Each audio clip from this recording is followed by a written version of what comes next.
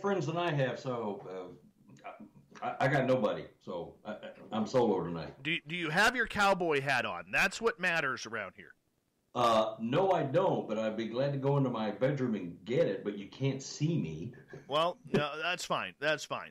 We'll let it slide right now. Hey, Drake, how you doing, man? We are about 30 seconds away from launching here, guys, and we're going to have a real fun time tonight. Want to say to all of you that a great way to support this show is to hit the thumbs up button, hit that subscribe if you are new, and don't forget to hit the bell because we are here every Monday through Friday at this time, and we'd love for you to join us in our chat rooms. Also, the Super Chat is open if you feel the necessity to do so. And we always appreciate that type of support. You can support our show by going to The Vault, Facebook.com/The Vault. Here we go, guys.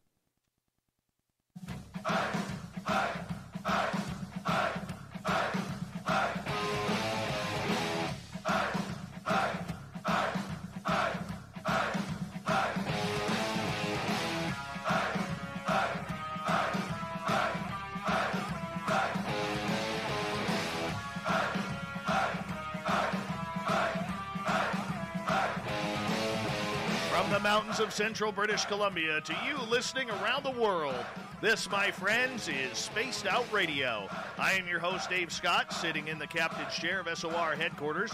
Thank you so much for tuning us in. We welcome everyone in our terrestrial affiliates around North America and digitally on TalkStream Live and Revolution Radio along with KPNL. If you want to take a listen to our archives, they are free for you.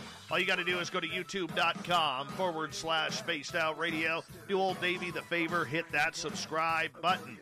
Follow us on Instagram at Spaced Out Radio Show and on Twitter at Spaced Out Radio.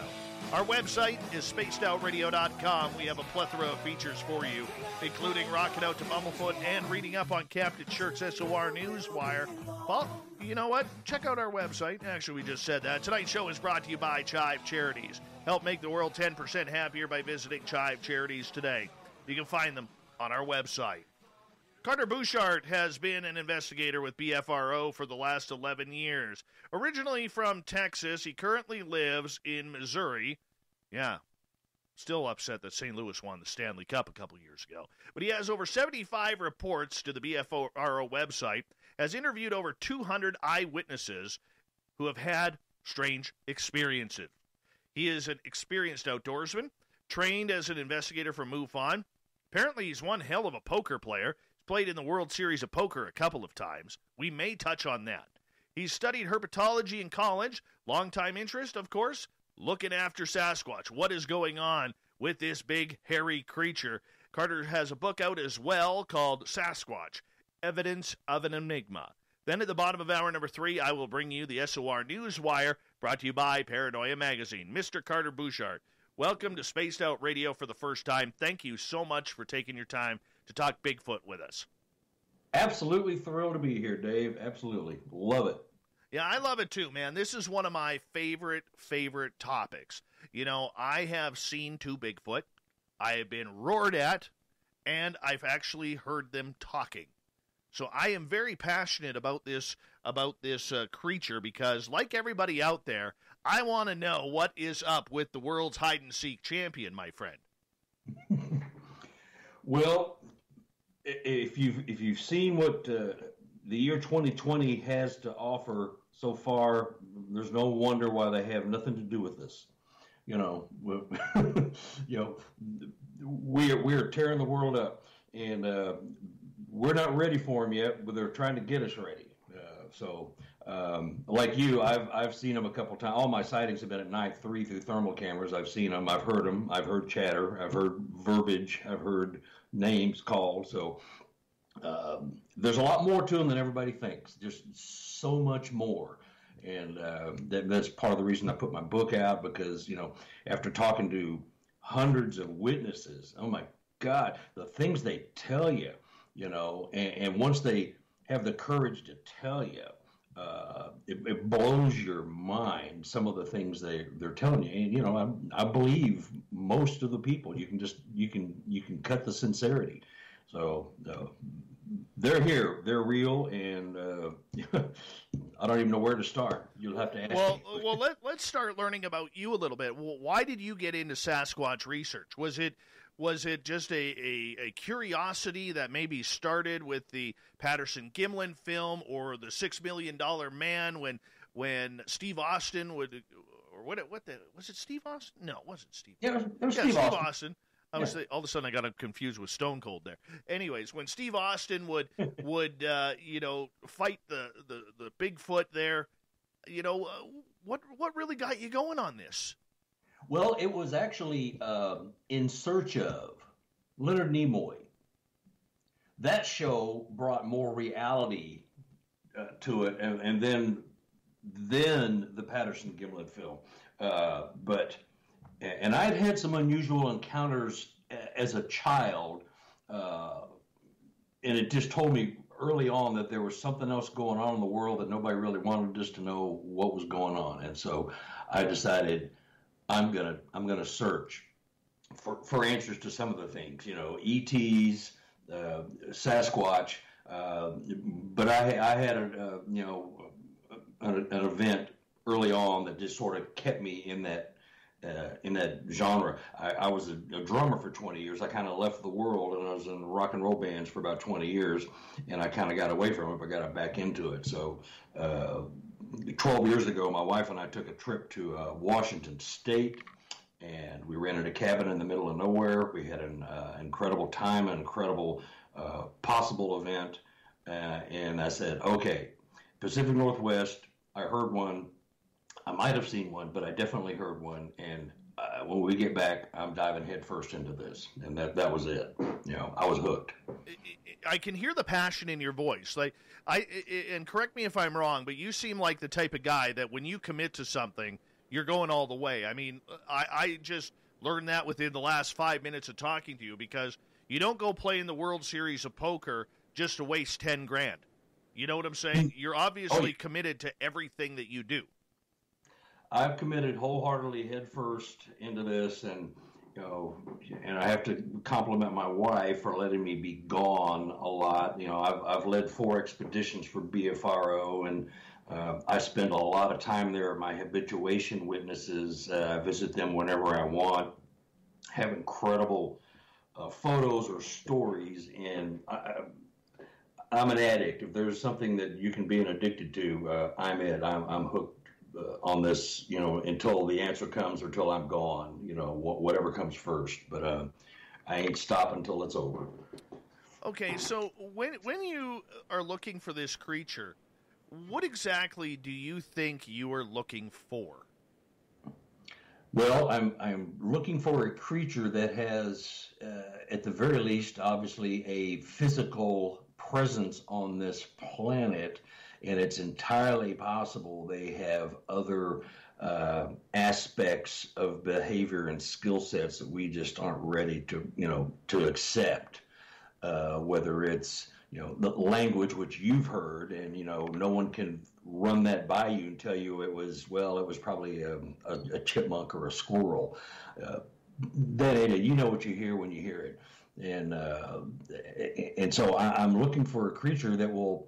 And I've had a couple of encounters where they're starting to show themselves, and this is with some of my habituation studies. And they're there. They speak. They return calls. They make funny noises. You make funny noises. They make them back. I mean, there's communication going on. So I'm looking to have a relationship or an experience that just cements what I already think and know, and my witnesses know.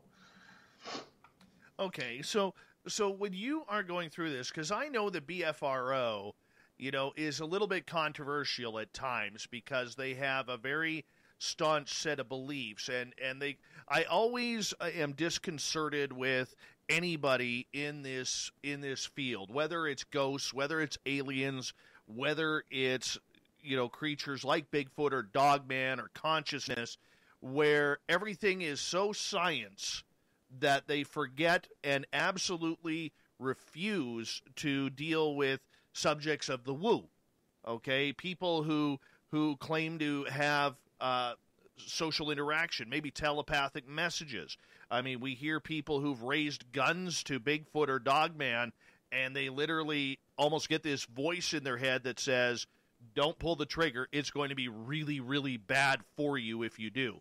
You know, there's all of these little nuances that are out there. And I got to tell you, it's one of the beefs I have personally with this field, because I think we're missing out a lot on it. So where do you stand on all of this, Carter? Well, you are correct in your assumption that BFRO has issues, you know, and I do not share all their beliefs, and yet I still am producing reports. I'm up to about almost 90 now. I've had about 90 reports published. It's crazy, but I do not adhere to the it's an ape, and that's all it is. I do not adhere to that. I don't believe it. You know, I've seen other things, and there's people within BFRO that believe the same way. They just won't say it, you know, and I will say it. You know, I don't agree with some of the policies. I don't agree with some of the reports that are, let's say, censored or sanitized. It's very insulting to the witnesses. It's very insulting to me as an investigator to, you know, do the work and then have key data taken out of reports because of somebody's, you know, narrow-minded paradigm. And you know, it's just frustrating. But it's a microcosm of the public, really. People that don't believe in these creatures, period, just don't believe anything you're going to say about them. But past the point, they don't even exist. You know, they can't speak. They are not interdimensional. They can't cloak. They can't do any of that. That's all hogwash. Well, you know, I hardly disagree.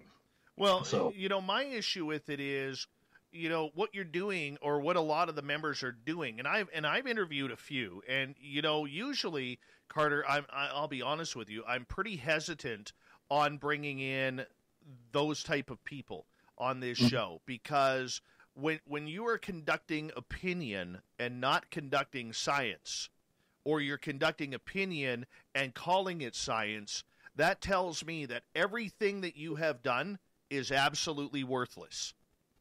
Yeah, that's a good point, and that's why it's, you know, insulting to me on my end, because, you know, just because someone tells you something fantastic doesn't mean it's not happening. I've got so many reports that have been sanitized and key stuff has been taken out and then published, and people are reading it, and they're missing key data. And my problem with it is that there are other witnesses who have some incredible tales, not just the road crossing, or I saw one while I was fishing and was wading in the creek, but some incredible detailed experiences that defy logic. And those people aren't hearing these reports because they've been sanitized and altered. And so they're looking for some reason to come forward. And, you know, BFRO being the big clearinghouse, well, they're not going to hear it there. So where else are you going to get the courage to come forward if it's not there at the place that you're supposed to feel safe when you call in a report? Very irritating, but, you know, I'm just a grunt. And I understand that, but you do it because right now that's the best out there, and you need to be able to do that because you can't change it if you're not there. Yeah. No, it's absolutely right. And, you know, I just had a call, I guess it's been almost 2 weekends ago, from a witness who was very irritated that his report had been altered. I had explained to him, said, well, you know, I'm turning these reports in, and what they do to them, I have no control over it. Okay. And it's very frustrating, you know, and he was not happy. But you know what? You're opening something up to the public here that I don't think a lot of people know. Okay, why would BFRO alter or change reports that their investigators have brought into the field? To me, that sounds like a cover-up. Yeah, that would be a good point. And the whole problem is, what is it that you're hiding? These people are telling you of an experience they had with a Sasquatch. So why are you taking out little pieces here and there when the whole fact that they saw a creature and had an interaction is right there on the table. But then they go in a little further and they tell you things. You go, well, that's just that. There's no way. Okay, so there's a Sasquatch and it exists. That's good enough. But the fact that they might do something a little off the charts, more human-like, or even more advanced than human, that can't be. Well, the whole thing's incredible. Why would you either throw the whole thing out or put the whole thing out there and let people decide? It's frustrating, and I expect any day, they're going to call me up and say, hey, we don't need you anymore. We're done. Just move on. Go do your own thing. Because that's sad, though. Hold on. That's sad, though, that they would edit you and other researchers. Who's making that call? Well, the big dog there, Is that Cliff Barrickman? No. Or Moneymaker? Moneymaker. Barrickman's not there anymore, really. He has nothing to do with it. But Matt takes the reports and does what he wants to with them, So he is collecting, and I'm not trying to stir up crap here, okay? But this whole conversation is kind of leading it, and if you're a little uncomfortable with this, just let me know, okay? Because I can change the topics at any time. But if a lot of people donate money to this, and if they aren't getting the facts, and they are getting what Matt Moneymaker wants them to hear, that's really not conducive to very good business. No, it's not. And like I said, I have no control over it, and so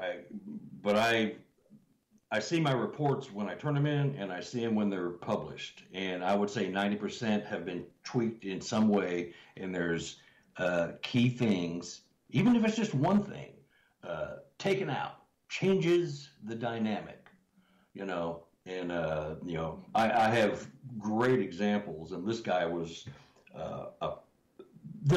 perfect example of why I wrote my book, because the crux of my book is we need to talk to these witnesses, we need to listen to them, and we need to consider everything they tell us. We don't have to believe it, but you got to consider it, because some of the stuff they're telling us explains certain aspects where there is no other explanation. And they're telling us things. We got to listen to them and respect them. It may turn out that vein of research may not work. Like, okay, they can cloak, they can slip between dimensions, whatever. If you want to get, way out there in the woo thing, but if they're telling you that, and then person after person after person tells you the same thing, well, there's something there. These people don't know each other. They don't have anything to gain. They don't want any notoriety. They don't want any money. They don't want their name in print. They don't want anything. They just want to get it off their chest. They've had a life-altering event. I mean, seriously, Dave, some of these people are really affected and changed, and I'm not talking like, oh, wow, that scared me. But they're like, 10, 20, 30 years later, they're still sitting on stuff. They finally decide to say something that's affected them that deeply, and the ridicule. And so when I put this stuff out there, only to have it sanitized, well, it's insulting. It's insulting to them, really. Me, whatever. I'm just, out here on foot doing my thing. But the witnesses who finally got the courage to come forward, then their reports are all chopped up and dismissed and ridiculed, and that ain't fair. That ain't right. There's something wrong. Something very wrong. That is, I got to be honest with you. I'm very disappointed to hear this news, Carter. Very disappointed. I had my suspicions. Okay, I had my suspicions, but I am very disappointed in hearing that the BFRO is actually being run this way.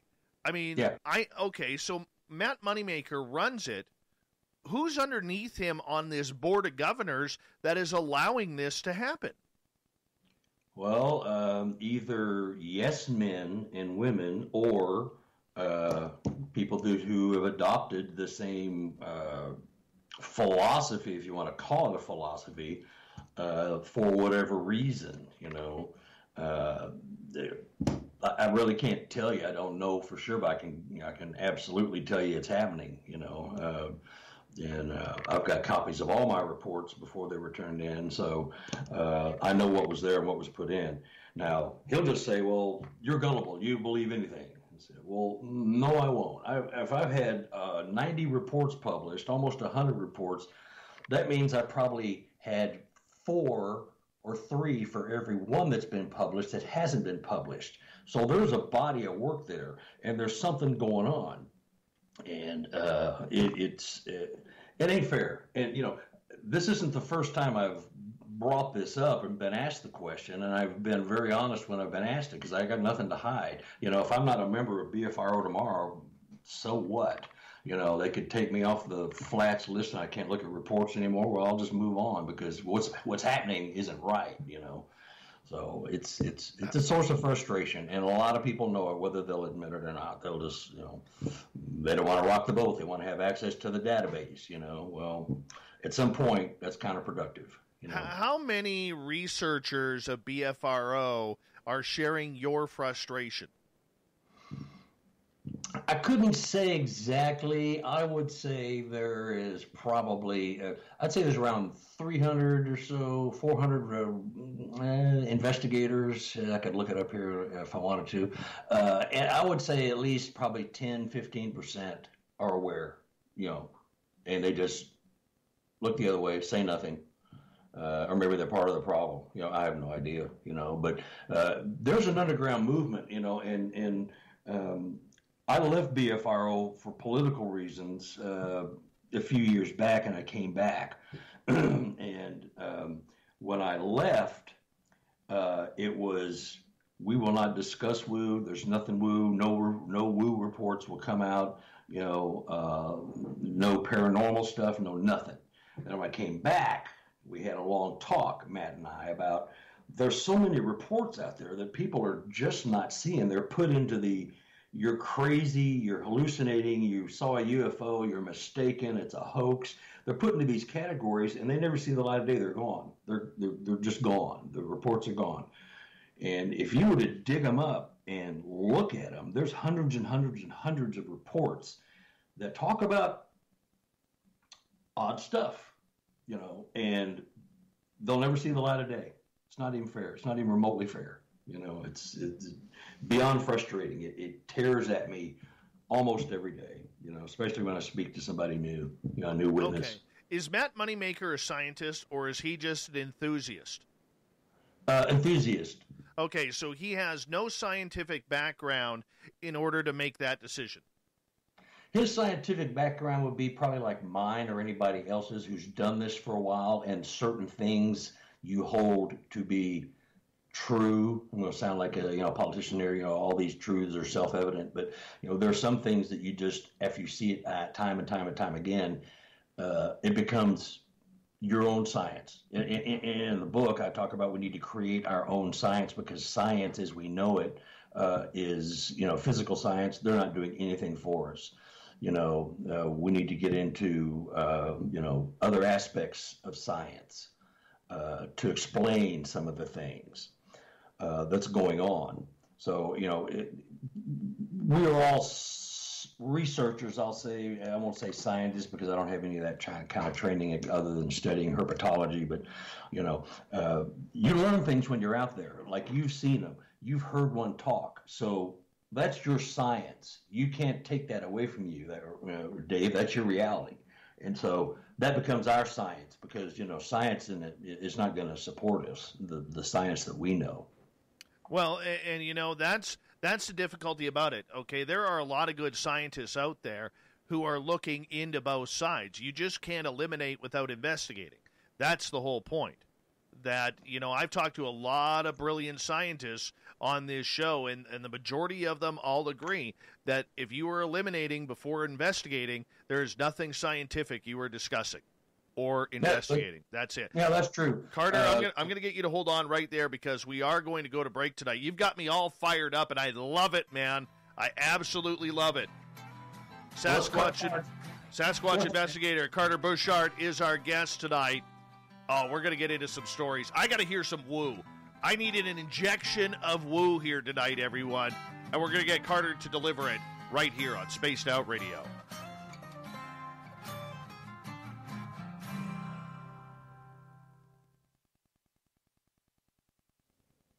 that so pisses me off, dude. I could rip his head off. Yeah. Seriously. Are we on the air? Or are we off? Oh, well, YouTube is listening to us right now, but so just edit yourself because they will. Like I said to you earlier, we are hot to mic. Yep.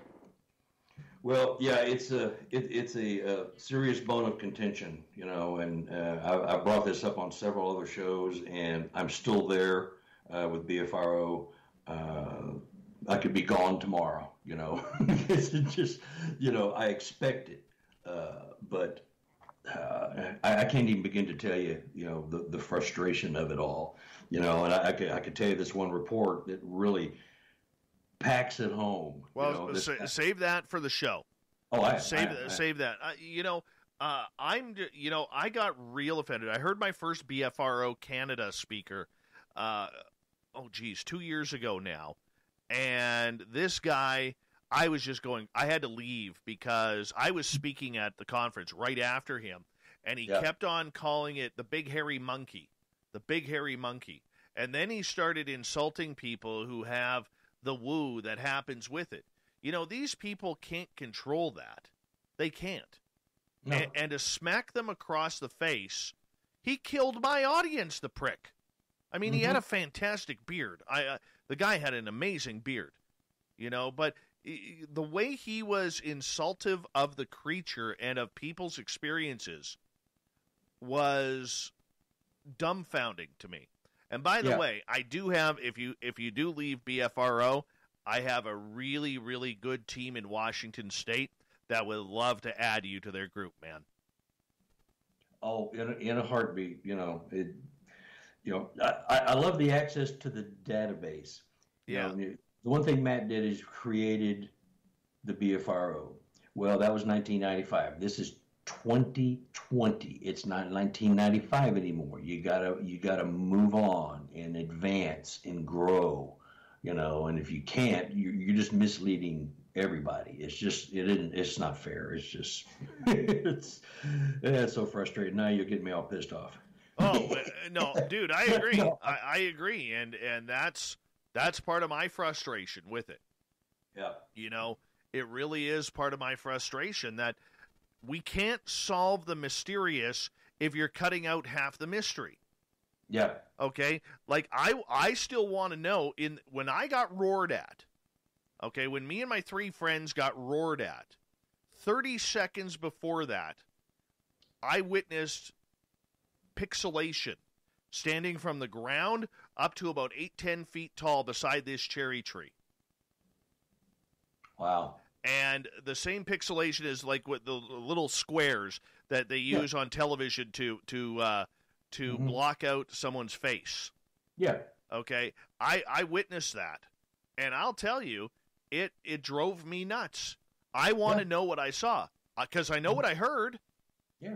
Okay. Well, it sounds like they were changing their vibrational frequency at the very moment you saw them, because, you can see them and then they can switch their vibrational wave, and then you can't see them, although they haven't moved 1 inch. They're still standing right there.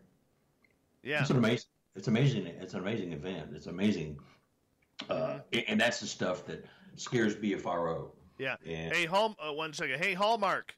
We need to get Carter on board, and we need to get a project going. We need to get a database going. We can do that, Hallmark. We can. I call him Hallmark because every time I call him, he's watching the Hallmark channel. So, oh, my God. He has no so life. I don't know if you want to investigate with a guy who's addicted to the Hallmark channel, watching Christmas in July episodes. But, it is something. But I'm going to get him to reach out to you after the show. Sure. Okay, because they're small, but I think they're doing it the right way. And the one thing that I love about this show is it allows me to introduce people to our audience who I strongly believe are doing it the right way. And, I think you'd be a good fit with them. I appreciate that. Yeah. Yeah, I think it'd be good. All right, we got about 35 seconds. Hey, everyone, Thank you so much for all the thumbs up so far. 110 people watching right now. We really do appreciate that. Make sure you give us a thumbs up. Super Chat is open as well, so we appreciate everybody who supports us that way. And you know what? You can get your free piece of coaxial cable autographed by Cable Guy Matt if you go to the SOR Vault, which is at facebook.com, the SOR Vault, actually / the SOR Vault, and pick up yourself a brand new shirt. We got some awesome shirts there. Here we go.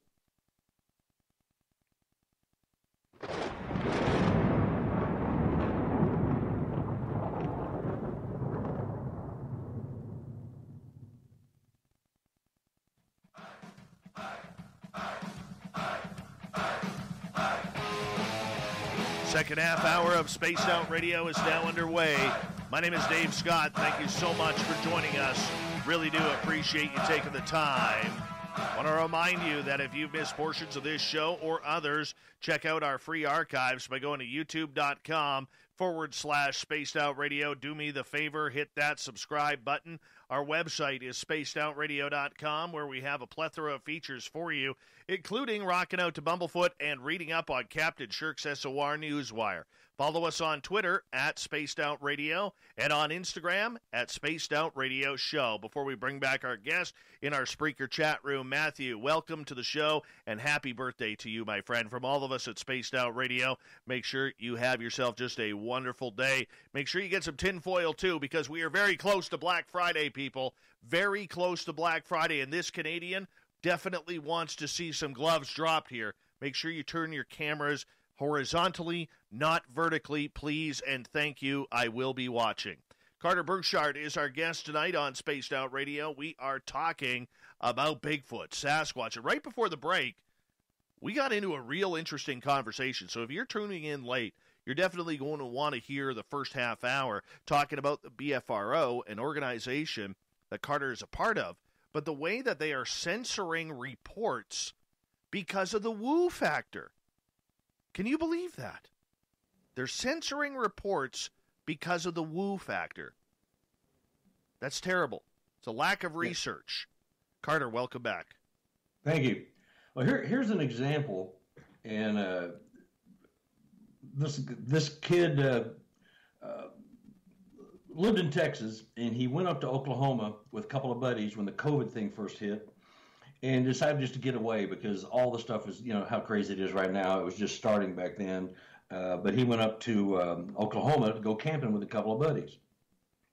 And so they just went on the spur of the moment. It was, let's just grab our sleeping bags and some matches and, a little chow and, bags and a tent. Let's go up there and just get away from everything. So they did. They got up to, somewhere in Oklahoma, and they pitched camp.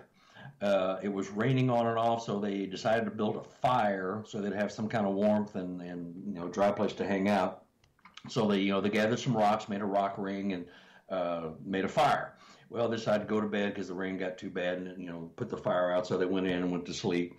At exactly 1:19 in the morning, and I know that because the guy didn't have a watch. He was telling time with his phone. He hears this bam, bam, bam. He's going, God dang, is that a woodpecker? What the heck? That was loud. So he's up, and when he gets up, his other buddies get up. Long story short, over about an hour and a half, they hear 5 sets of 3 knocks. Bam, bam, bam. One was 50 feet away. Bam, bam, bam. A couple of 100 feet away. Bam, bam, bam. Down on a holler. Kind of made a circle and came back around to their tent. And they were freaked out. They heard some rustling and movement around outside. They didn't want to, look out and see what was there. They had a funny feeling, but they just didn't want to look. And so they huddled there and finally fell asleep. They woke up about 6 o'clock in the morning. They go out, and the fire ring had 3 rocks removed, and they were placed in the middle of the fire. 3 campers, 5 sets of 3 knocks, 3 rocks removed from the fire and put it in the center of the fire. What does that tell you? They're counting. They are passing the word that there are other humans in the forest, and those 5 sets of 3 knocks with the intervals of around 15 minutes. Told all the other Squatch there was 3 humans. Oh, I gotta cut you off there, just so you know, we don't Squatch here. Oh, what do we do? Sasquatch or Bigfoot. I'll tell you that story in a little bit. Okay, so the Sasquatch, we're counting them. Even he said that. He said it before I did. And I'd already written my book, and I have a chapter in there about counting and knocking. Counting and knocking are all forms of language. But anyway, my report had the 3 rocks being removed, taken out of it. Why? I mean, what possible reason would you have to take that out? You know, what does it matter? It's an incredible report as it is, you know, and the 3 rocks happened to be at the 10, 2, and 4, kind of like the Dr. Pepper. It was kind of that pattern. Oh, cool. You know, upside down triangle. So that was taken out. And so he called me a couple of weeks ago because I sent him his report, but he never looked at it. He's been deeply disturbed by his encounter. He's had a couple of encounters similar to this since then. One or 2 of them with the same guy, and another one was a different third person. He's heard voices. He's heard them talking to him. He was deeply troubled when he shared the report with his friends and family. They all mocked and made fun of him. Exactly what people are afraid of when they put themselves out there and tell their story. So why would they take that out? I wonder. You know what I mean? I mean, there's no other than it supports the quantum physics, the paranormal, the abstract concept of skills that we just won't accept, whatever. But it was taken out. Why would you do that? I mean, what do you think, Dave? Why would you take that out? There's no reason to. Yeah, I mean, there is no reason other than to further your uptight agenda of these are just dumb apes. You know, giving them a theory that they can count. And I do think they can count. I don't think they do it all the time. I think they do it in situations. It's a situational type thing. When they can count, they'll let other Sasquatch know that there are other humans in the neighborhood. Not that they don't know it already, but just in case, I'm going to send out a telegram and tell the other clan that there's some humans in the woods. So that's just one example, you know, and that's probably minor in the scheme of things. I've had other reports where, you know, the woman heard her name called out, clear as bell, and that was taken out of the report. Her name was taken and spoken by a creature in the forest, and she heard it and her husband heard it, and the thing was, it called her by her nickname that her husband calls her, not her birth name. So it was even a little bit more unique. That was taken out of another report. It goes on. It's just like, what is your problem with the fact that these might be something we just don't understand? You know, I mean, it just, you know, it goes on and on. And if anybody wanted to be honest with you, that was in BFRO. I mean, I've had people tell me, oh, he's been doing that for years. Well, I'm a boots on the ground researcher. I'm out interviewing people. I'm researching. I'm doing my gig. And, you know, I don't have time to sit there and wonder if you're sanitizing my reports until I find out you are. Then all of a sudden, oh, my gosh, you know, not hurting my feelings, but the people that are trying to get this off their chest can't come forward because they don't hear other reports like that because they're getting sanitized. I mean, it's just a vicious circle. You know, it's mind numbing. I'm getting all worked up, so I got to. Well, no, you can get worked up here because obviously you need to vent about this. This is frustrating to you. This is something that you and your fellow colleagues are very passionate about, and you're being edited. I mean, that's not cool. No, it's not. It's not. But there's great tales out there. I've met some wonderful witnesses that are that I can call them my friends now. I mean, we have regular conversations. I go out and see them a couple times a year each. I'm talking about habituation folks that have, families living on their property. And so it's a pleasure and an honor to go out there and experience whatever is going on. I take very little equipment with me because they don't like equipment. They don't seem to mind tape recorders too bad. But I just sit there on the porch or the deck and do whatever they're doing and listen and enjoy and join in and experience it. It's fascinating. It's just fascinating. And if there's any part of the woo that I haven't seen yet or heard, I'm just hoping that I get the pleasure of experiencing it, further. And the door's wide open for me. Well, I mean, with the reports that you've had and heard over the years, tell us another one that has some real high strangeness to it. Oh, the high strangeness. Well, there was a report. It was in, I think it was Washington State, up in your neck of the woods. It was 2010. A woman was driving home through a forest there. I can't remember where it was. It wasn't my reports. I was reading it. And she heard something saying in her head. It was mind speak. I just want to be left alone. I just want to be left alone. She heard this several times. Then, as if on cue, she sees a Squatch running across the road. Sasquatch, right? A Sasquatch? Sasquatch. Perfect. I'm so sorry. Left to right, across her front of her car, 50, 60 feet across, and disappears into the woods. And she's going, well, that was odd.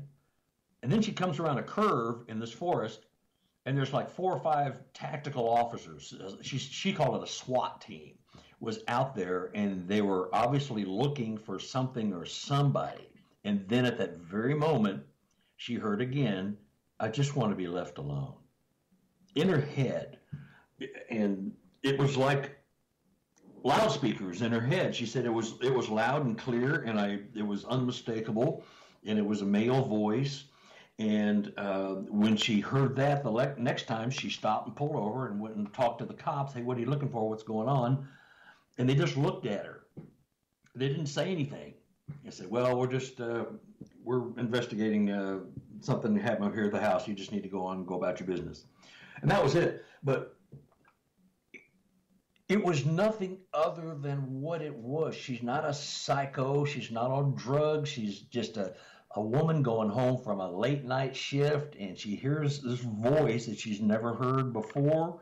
And last time I spoke with her, never heard it again.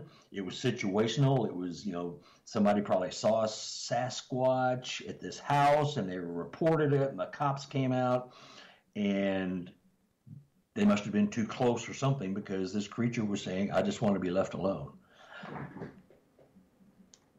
What do you say to that?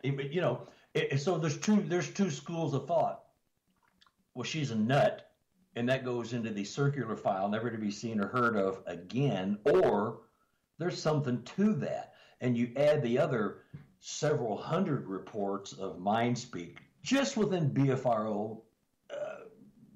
There's something going on. It's nothing other than what it is. It's just like, why would you sanitize this? I just don't understand why you just sweep that under the rug. It's just insulting, and it's a lying to the public, and it just, and there's reports like that all over. You hear them from other sources, non-BFRO sources, There you have it. Wow. That's just absolutely incredible. Carter Buschardt is our guest tonight on Spaced Out Radio, talking Sasquatch. So in your opinion, you personally, what do you believe this creature is? I believe they are possibly a multi-dimensional creature that has skill sets we are just not prepared to acknowledge or even believe, because it all sounds like sci-fi. Here's why I think that, and it's a hypothesis, but these creatures, either we're going into shock, like PTSD or some form of shock when we see these creatures and they appear to disappear or cloak or slip between the fabric of one of the, I guess, 11 dimensions that science agrees might exist. So either they actually have these skills, or we're in shock and we sort of hallucinate the skill because we can't explain any other reason why they would just disappear or cloak. So it's one of the two. It's nothing. It could be something in between, but it's nothing other than it's either A or B. It's not like 8.2. There's something going on, and enough people who are otherwise rational, tax-paying, working, intelligent people would not be telling you this stuff for fear of ridicule unless they had something to tell you, because they need to get it out of their system. It eats at them, and they got to tell you. And a lot of my conversations start like this. After they tell me their Sasquatch sighting, they go, well, here's something you're not going to believe. So that's what you want. That's the juice you want. That is the juice you want. And what they're doing, I'm finding, as I talk to people, is that they're kind of feeling you out and see if you're going to spit it right back at them. Well, you got to be kidding. That's crazy, man. I mean, that stuff doesn't exist. That's just, they're afraid of that. So they're feeling you out as they're telling you this stuff, and they save it for last, because if you're going to be a jerk and closed-minded, well, they're just going to, hey, well, thanks for coming out, or thanks for talking to me. I appreciate it. It's been a big help. Got it off. And then you don't hear the good stuff. You have to be open-minded when these people are telling you this stuff. Like I say this so many times in the book, that you don't have to believe it, but you should at least consider it.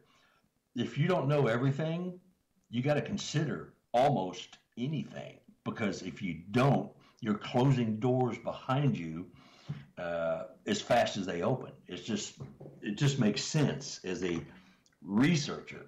It just makes sense. And there's something there. There's something to all that. I'll quickly tell you why I banned the word Squatch from this show. In 2015, God rest his soul, I had the opportunity to sit down and talk with Dr. John Bindernagel.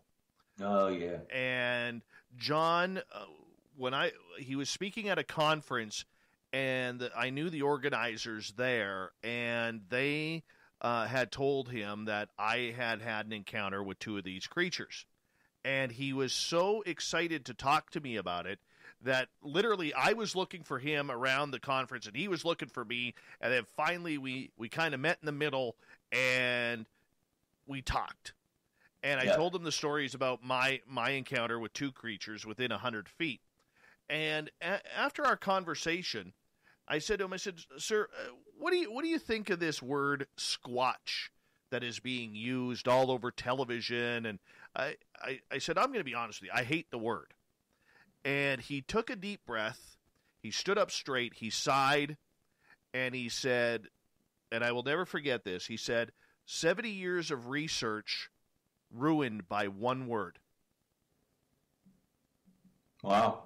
And then he stated, he goes, I've been trying so hard for decades to try and get my scientific community friends to believe in the Sasquatch, and now because of this idiotic TV show and this word, it's just become a joke.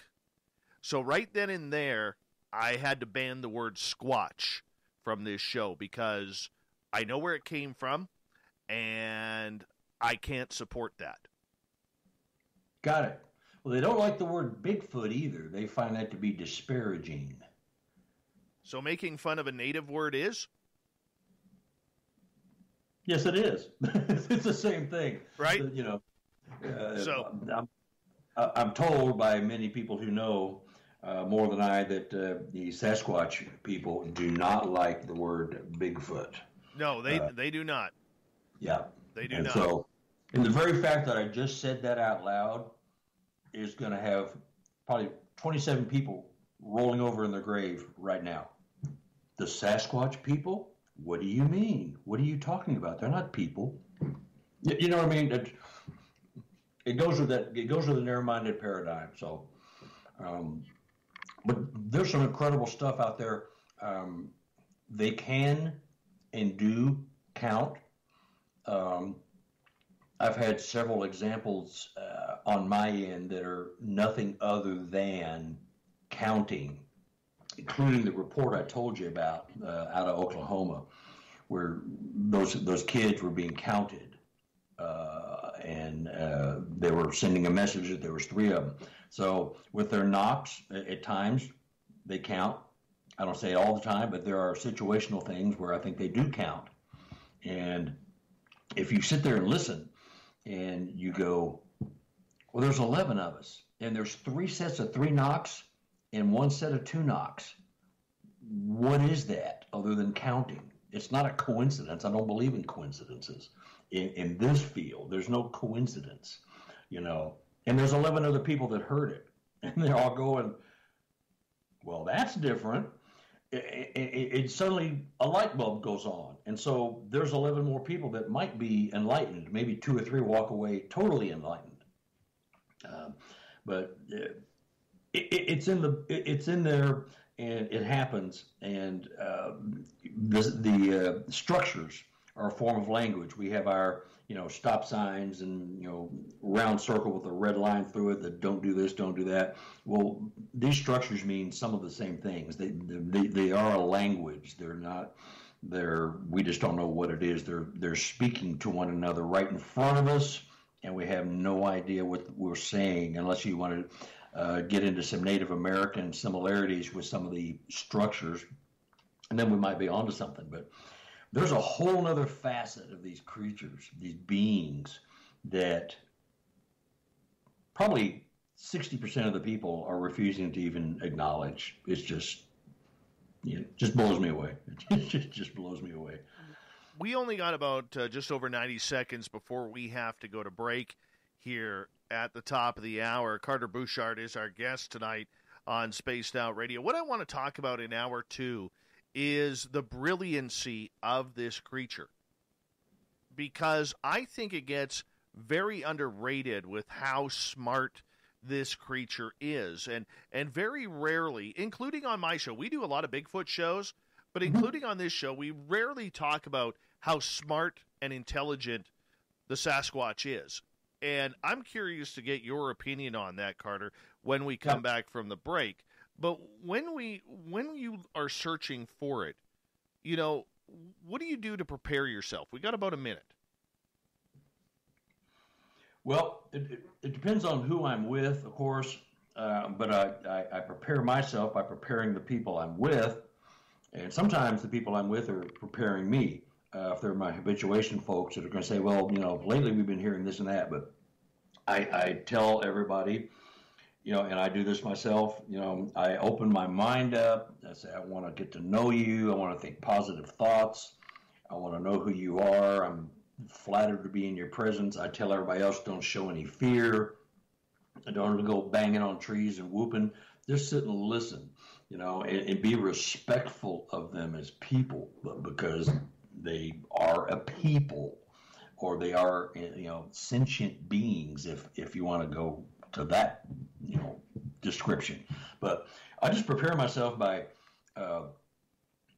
being open to, hearing anything, if it's going to be any kind of mind speak, if I'm just going to be hearing knocks and whoops and calls amongst the clans as they're out in the woods. I just prepare myself for that eventuality, and I try to remain respectful. I don't carry a gun. I carry a small pistol in my car for protection. I'm more worried about humans than anything else, but I'm not a hunter, never have been. Don't want to shoot one. I'm a non-kill person. And so I prepare myself mentally to be respectful, like I'm visiting somebody's house, because right. I'm going to cut you off right there, because we do have to go to break here at the top of the hour. Bigfoot Talk with intelligence smarts? Let's find out with Carter Buschardt in hour 2, coming up next on Spaced Out Radio.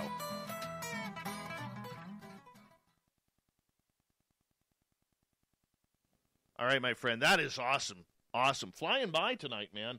Flying by. Yeah, it is. You having fun? Oh, yeah, I'm having a great time. I wish you could see me because I have the same color walls. Oh, nice. Nice. I don't know what I'm doing. Cognac. I don't know what I'm doing. That's okay. I'll be right back, Bus. Okay, I'm just going to run my dogs out. All right. BB Bumblefoot Hot Sauce.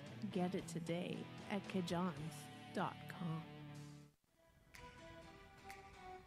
Are you an experiencer of something strange that can't be explained? Do you want help finding out what's going on? I'm Ryan Stacy, head of the Experiencer Support Association, otherwise known as TESSA. We've teamed up with Spaced Out Radio to investigate cases filled out in the SOR Sightlines report. We are independent and there's no cost to what we do. All we need is your experience. Let's find out what's happening together on the SOR Sightlines report. We are scouring the world for the most intriguing stories of your day. Take the time to read up on the SOR Newswire, where our team, led by Captain Shirk, will deliver to you some of the best paranormal and supernatural news, along with some stories that will blow your mind from the weird to the wacky. It's the news outside the news that piques interest, and that's what we're looking to deliver to you. The SOR Newswire, only at spacedoutradio.com.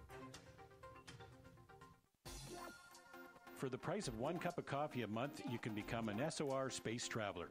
The Space Travelers Club is a place where you can interact with other listeners, either live during the show or on our great forum. We want your stories, pictures, comments, and ideas. You'll get live video streams, exclusive content, and be a part of our newsletter. Stay in touch with everything SOR. The Space Travelers Club is just $5 a month at spacedoutradio.com. The party is always on at the Moose Vancouver. The Moose Vancouver is where you want to be when visiting Canada's west coast. Open until 2 a.m. nightly, the Moose cranks up the rock while serving some of the best-rated food in the city. The menu starts at $6.95. Why party anywhere else in Vancouver when the Moose is right there? Get your horns up and rock with the Moose, the official party bar of Spaced Out Radio. Hi.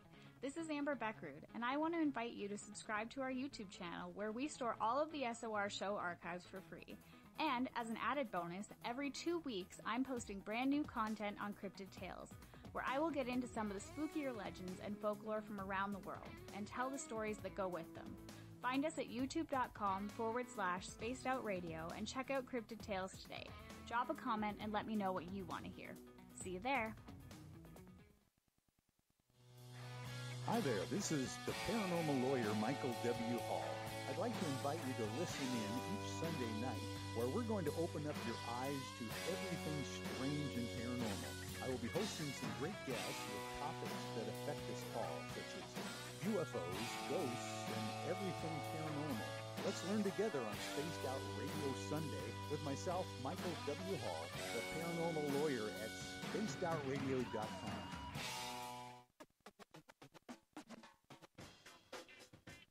The SOR Vault is open for business, and we have some cool swag for you to pick up. All you have to do is head over to our website and click on the SOR Vault. You have a variety of cool logos to choose from, and put them on anything you want. T-shirts, hoodies, hats, coffee mugs, you name it, we can get it to you.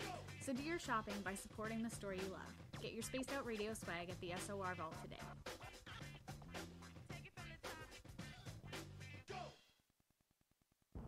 Are you intrigued by Paranormal Talk Radio? You'll love the new Paranormal Radio app from TalkStream Live.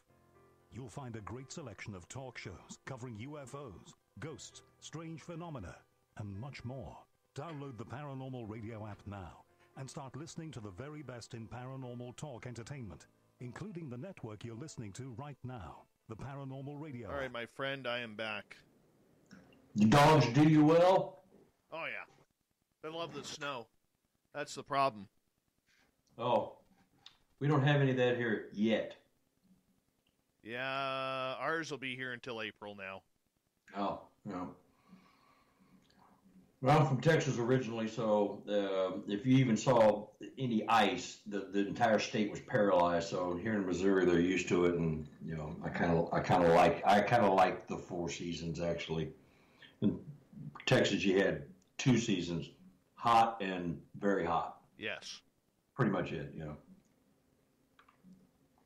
I hear you there, man. I hear you there. All right, we have about just over 1 minute here before we're going to come back. Can you see me now? I switched something. Yeah, I got you. I do have you, yeah. Well, I'll tell you what. I'm going to go run and get my hat for you if you want. Oh, yeah, you got to put the cowboy hat on now. Okay, I'll be right back. All right. Oh, wow, I wish you guys could see this. I got to figure it out so you guys could actually see the guests. That's our next move here for the show. He's got these castings of Sasquatch prints and a handprint. He's got 3 footprints and a handprint on his wall. Wow. Yeah, he does have the same color walls as I do, too. I think my chair's comfier than his, though. Hey, I want to say a big thank you to Human Carl and Beehive Chuckles for the super chats tonight. Thank you to everybody who's given us a thumbs up so far on the show. And thank you to everybody who's hit that subscribe button. We really do appreciate it. And, it's something that, I love the cowboy hat. Don't forget, you can get our new T-shirts at facebook.com/the SOR Vault. You're listening to Spaced Out Radio with Dave Scott. Follow Dave on Twitter at Spaced Out Radio and on Facebook, Spaced Out Radio Show. Hour number 2 of Spaced Out Radio is now underway tonight. Thank you so much for taking the time to join us. We really do appreciate you tuning us on in. We welcome back everyone listening in on our terrestrial affiliates around North America and digitally on TalkStream Live, Revolution Radio, and KPNL. Remember, you can check out all of our archives for free by going to youtube.com/Spaced Out Radio. Just do old Davey the favor, hit that subscribe button. The Desert Clam has set the password for tonight in the SOR Space Travelers Club. I have no idea what this is. Dipnosty? No, I butchered that. Diponopsophy. Whatever that is, the Clam sets the password each and every night right here on Spaced Out Radio. Our website is spacedoutradio.com. We have a plethora of features for you, including rocking out to Bumblefoot and reading up on Captain Shirk's SOR Newswire. Follow us on Twitter at Spaced Out Radio and on Instagram at Spaced Out Radio Show. We're talking Bigfoot all night long here on the Mighty SOR. Our guest tonight, an incredible researcher out of the state of Missouri, is named Carter Buschardt, and we're having a good time tonight. He's actually gotten real serious now. If you could actually see him in Radioland, he's put on his cowboy hat, and I'm telling you, it looks intimidating. Totally intimidating. Carter, welcome back. Thank you, Dave. So where were we? Well, we're going to get into a topic here that, we've discussed Bigfoot dozens of times, if not 100 or 200 times over the years on this show, because I love this topic. I love everything about it, the stories and everything. But one of the things that we really haven't discussed big time is the intelligence of this creature. What makes Sasquatch such a smart individual? Well, for one, he avoids humans like the plague, which is a good mark for the Sasquatch. But I think they have powers that we humans probably had hundreds and hundreds, if not thousands of years ago, and we progressed it right out of our vocabulary. We have machines that do everything for us. They don't even use fire. They communicate over great distances. But, levitation, mind speak, telepathy, whatever you want to call it, the ability to cloak and appear to disappear right in front of people. They have us beat in the living in the natural world. We could not compete with them. I don't care if you're the most manly macho hunter with all the latest gear. You are at their mercy. We are all at their mercy when we're in their element. We even protect ourselves from the elements when we go out into the elements. They don't do that. They live in caves or hollers or wherever they live, but they are masters of the natural world, and we are not. We are masters in tearing up the world, but we are not masters in the sense that they are. We had those skills, I believe, a long time ago, and we just don't have them anymore, except for very few select people, perhaps, that are still in touch with, nature and Mother Earth. No, and I can understand that, but this creature has been known to play games. It's been known to scare people. It's been known to chase people out. But on the flip side, there's also stories of compassion with this. Do you think this creature is human-like in that way, or do you believe that it just has a soft spot in its heart? I don't know how quite to put that. Well, there are a lot of tales of it doing very altruistic things with humans. Someone's been in a car wreck or injured in the woods, and they've been carried to safety, pulled from wreckage and laid out by the side of the road away from the car that ends up bursting into flames. There's all kinds of stories. You're not just a brute ape if you have compassion for your fellow living beings that are sharing the planet, and they're all that and more. They know what we are. We don't know what they are. We don't really want to know, I think, for the most part. A lot of people just don't want to know what they are. But I think they have feelings. They have families. They love, they live, they breathe, they give birth, they die. Whether or not they bury their own kind here on the planet is up for speculation. Sometimes I think they may go somewhere else to die if they're multidimensional creatures. They're not going to leave a body here for us to find. But they have compassion to one another. They don't rape the planet. They don't pillage. They just live off of what the planet gives them. And they're not destructive and abusive, and we are. So there's a chasm between us and them, I think. Why, if they are everywhere around North America, do you think that they pick and choose where and when they will make themselves known? Okay, like, for instance, I've had interaction with them here, where I live in British Columbia. I've had it a couple of times. Mm-hmm. But it is so sporadic, and it is so not often that interaction actually happens. Now, granted, they may not be in the area. They may have moved on. We have one area where we have a gifting site where we haven't had any action there in almost 3 years since the forest fires. That's understandable. Yeah. That makes sense. But we have other areas where people have made claims, and you go there, and you could go there multiple times, and nothing happens. Nothing.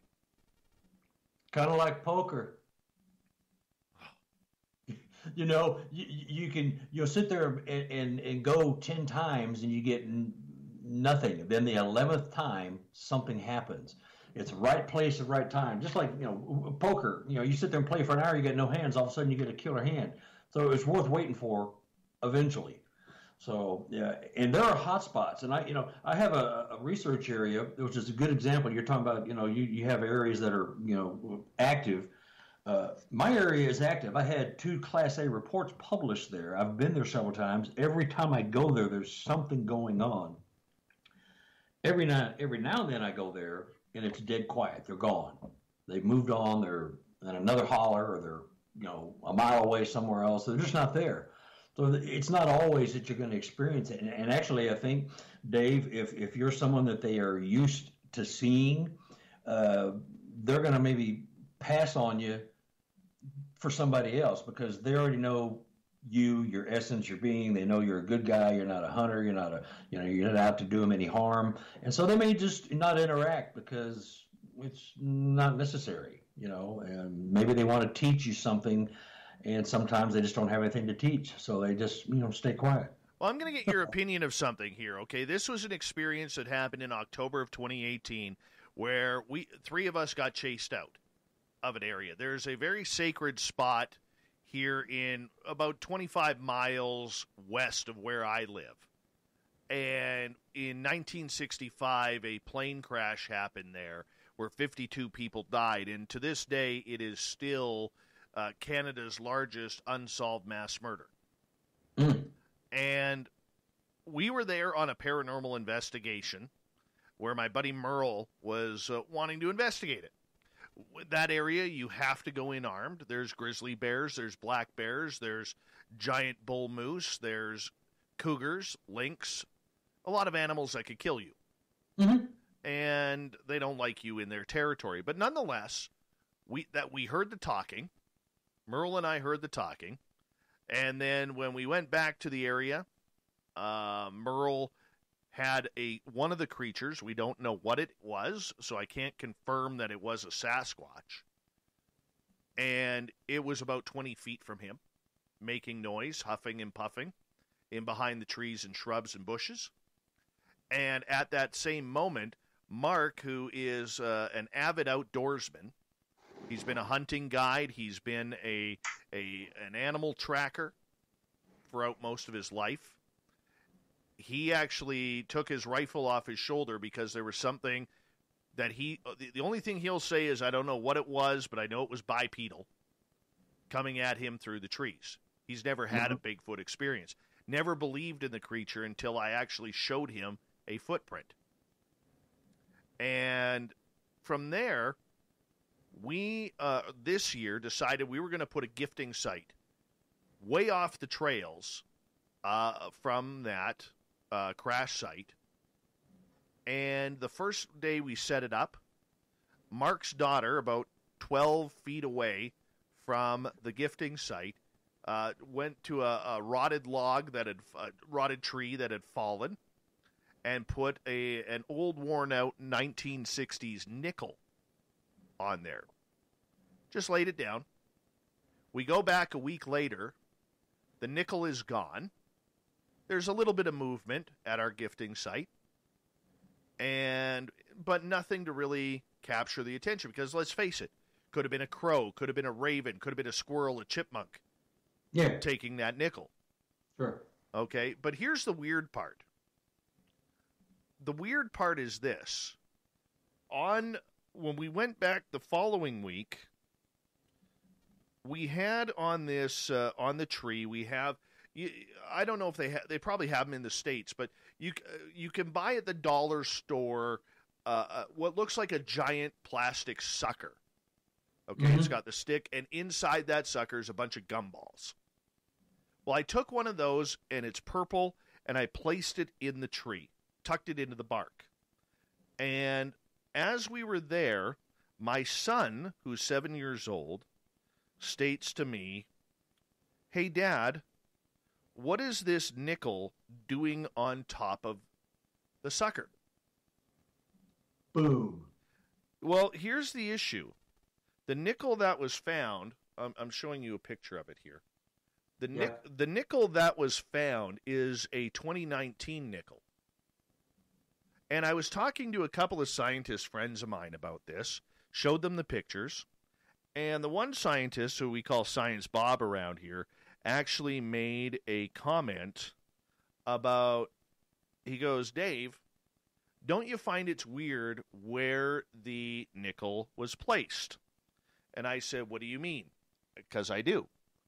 And he stated point blank that a human could put that nickel there, but the human reaction is going to be any strong wind or rain or even snow, that nickel is going to fall. So a human is more likely to put that nickel in a place where it's not going to fall. It's going to be safe.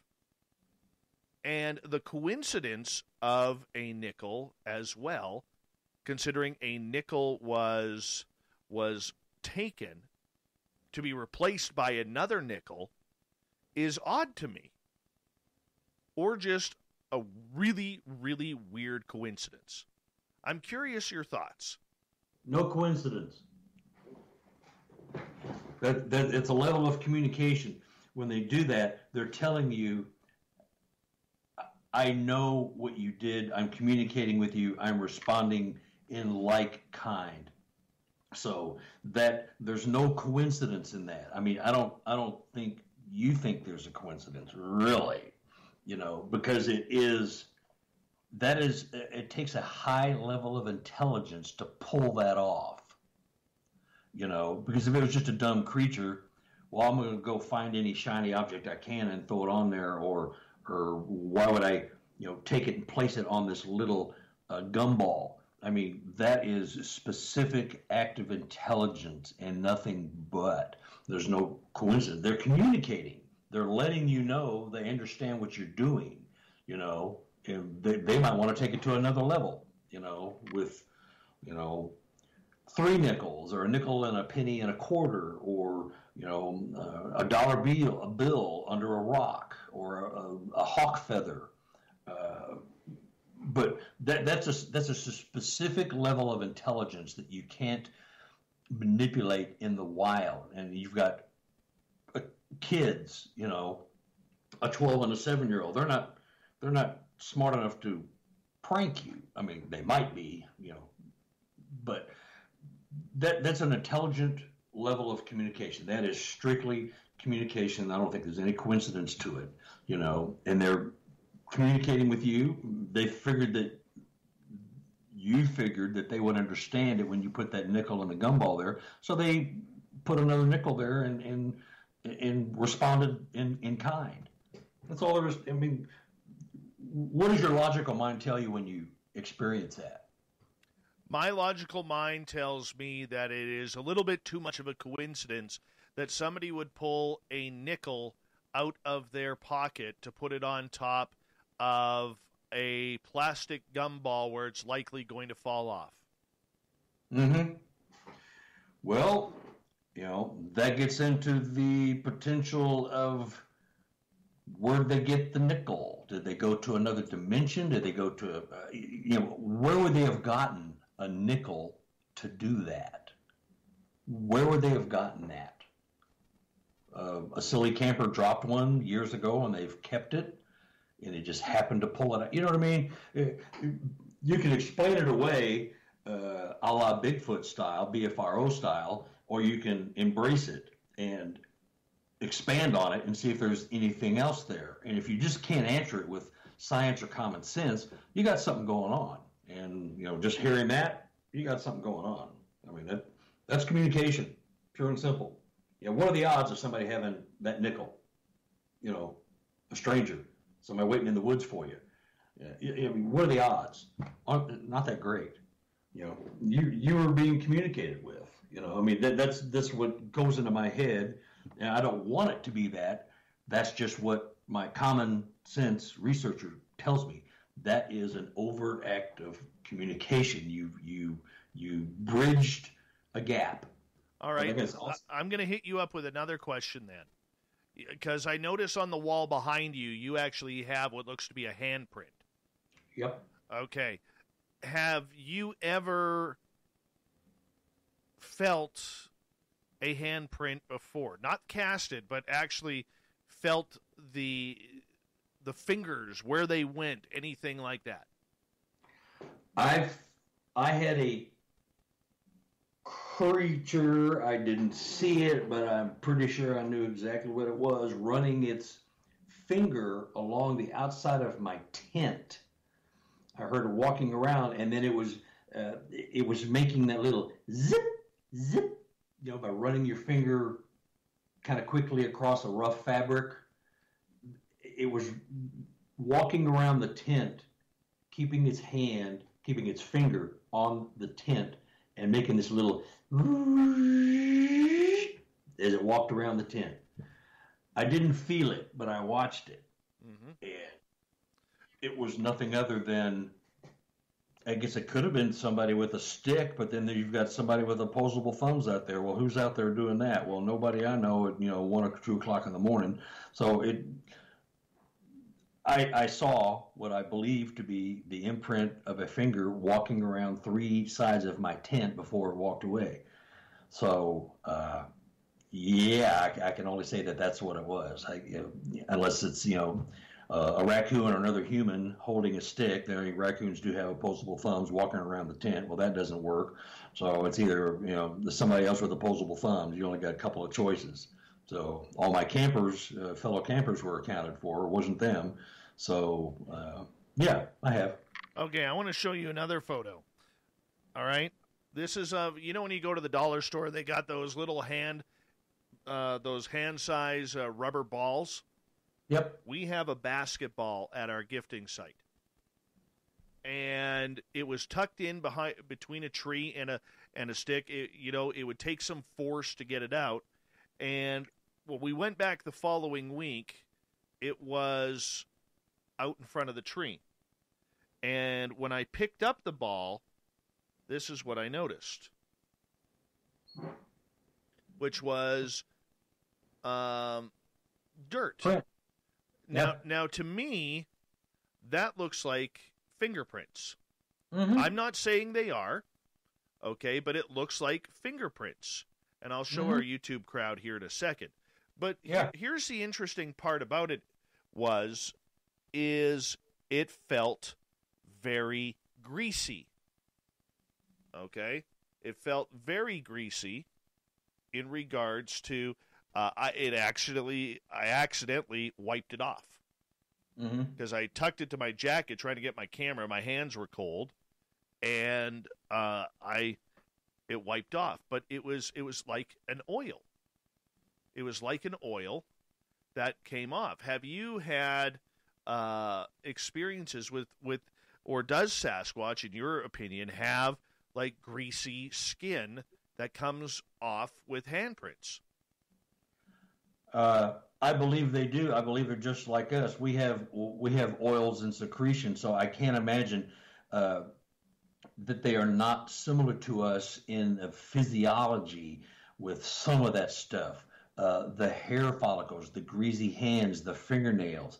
There's so many similarities. The body fluids. The waste, the urine, and everything. They have everything that we have. So why would they not have greasy hands? Of course, it could have been that they'd just eaten, a greasy piece of moose and then they grabbed the ball. I mean, who knows? But I mean, I can't imagine they do not have some of the very similar physiologies that we have, including oil. My face gets oily, and I got oil and stuff on my face and my nose and stuff. And I've always had that kind of the skin on my face. So yeah, my face is oily. So why wouldn't they have that? I mean, why wouldn't?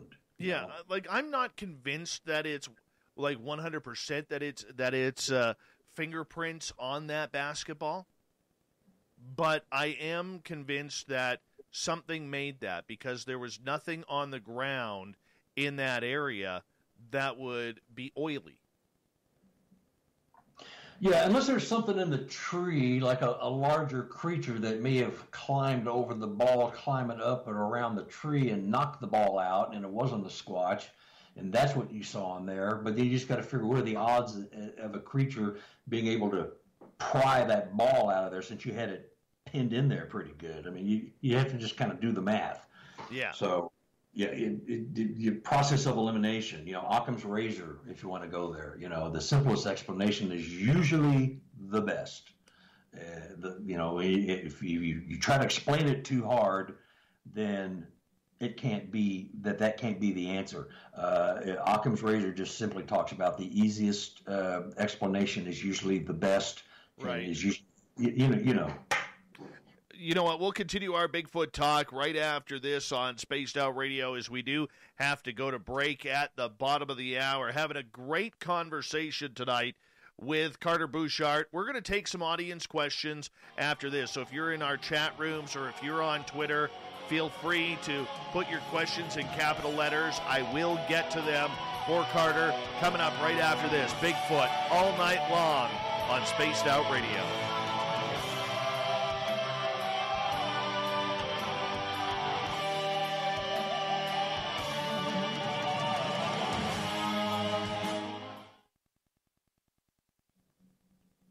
I moved that nickel and I put it in the bark of the tree. We ended up putting my buddy Mike put his trail cam up there. We had it up there for 7.5 days, and the only here's the weird part. The only photos coming out of there were us putting up the trail cam, us leaving, and then 7 days later, us coming back. Nothing for 7 days. Nothing. No birds, no chipmunks, no squirrels, no deer, no foxes. We found in other areas within 100 yards of cougars being in the area. No bears, nothing. Not even grazing cattle. Nothing. Yeah, I was reading something the other day because somebody was talking about they got a Sasquatch. Excuse me. I'm going to break you of that habit, bud. I'm going to break you. And so, because I caught myself. And he had some activity. He was doing some gifting with rocks, and he had a shot right in the middle. Like there's 4 or 5 shots of an area, and then it was blank but the camera was tripped, and then it was tripped again with 4 or 5 shots of that same area with, different things there. You can see part of a deer walking by and some birds and stuff. So, but that camera got shut off or quit recording. And I think they can interrupt, and it may be intentional or maybe not be. It may be a byproduct of just their, physiology. But I think they smell electronics. They can hear electronics. They smell the batteries. I think they can shut those things off if they're so inclined, because a lot of guys talk about having a blank 3 or 4 shots of just dark, and then it's back to normal. If something was standing there or somebody was just interrupting the electronics somehow, and if we believe them to be any kind of interdimensional beings of any kind or be able to mind speak, I certainly would say they have the power to shut those things off. I've got some good shots from some of my habituation people. Partials, they're not blobs, but they're just a piece of a trail cam shot. You go, boy, that's interesting. And so I think, like humans, there's going to be a dummy in the group that walks out in front of the car and gets hit. There's going to be the dummy that walks in front of the trail camera and gets his picture taken. I just worked on some. We still on break? Yes. Yeah, I just worked on some photos for a friend. He's a fellow investigator, and I have a few more photographic skills than he does. Not a lot. There's guys that know a whole lot more, but I was able to pull some things out. But this creature apparently walked in front of a camera. So there are instances of pretty clear shots. Steve Istall's had that happen too. Mm-hmm. And the creature absolutely scares the bejesus out of him. Yeah. He's got, if you ever get an opportunity to talk to him, he won't tell you stories on the record, like on a microphone or anything like that, but some of the stories that he has from his area in the Pemberton area, British Columbia, are just nuts. Absolutely nuts. Hey, quick question here, my friend, because we ask all of our guests this who are first-timers. All right, what is your opinion of eating breakfast foods for dinner? We do it all the time. We had an omelet like 3 days ago for dinner. Oh, this is bullshit. This is bullshit. It's called Brenner. Carter, it's breakfast food for a reason. For a reason, man. Uh-huh. Well, I do all the cooking and cleaning here at the house, most of it, because I work out of the house. My wife works out of the house. And so there are times when I'm just like, I'm done. I don't feel like cooking. What am I going to do? I'll crack some eggs and throw some bacon, and boom, we're done. real quick. I get it. It's every meal has its place, and but every now and then, a nice omelet at night with sausage and bacon and cheese, pretty good stuff. All right, second question for you. You remember Devil's Tower from Close Encounters of the Third Kind?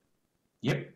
All right, are you on Team Stump, who believes it's a tree stump, or are you on Team Rock, who believes that it is some sort of volcanic buildup? Sure looks like a tree trunk to me.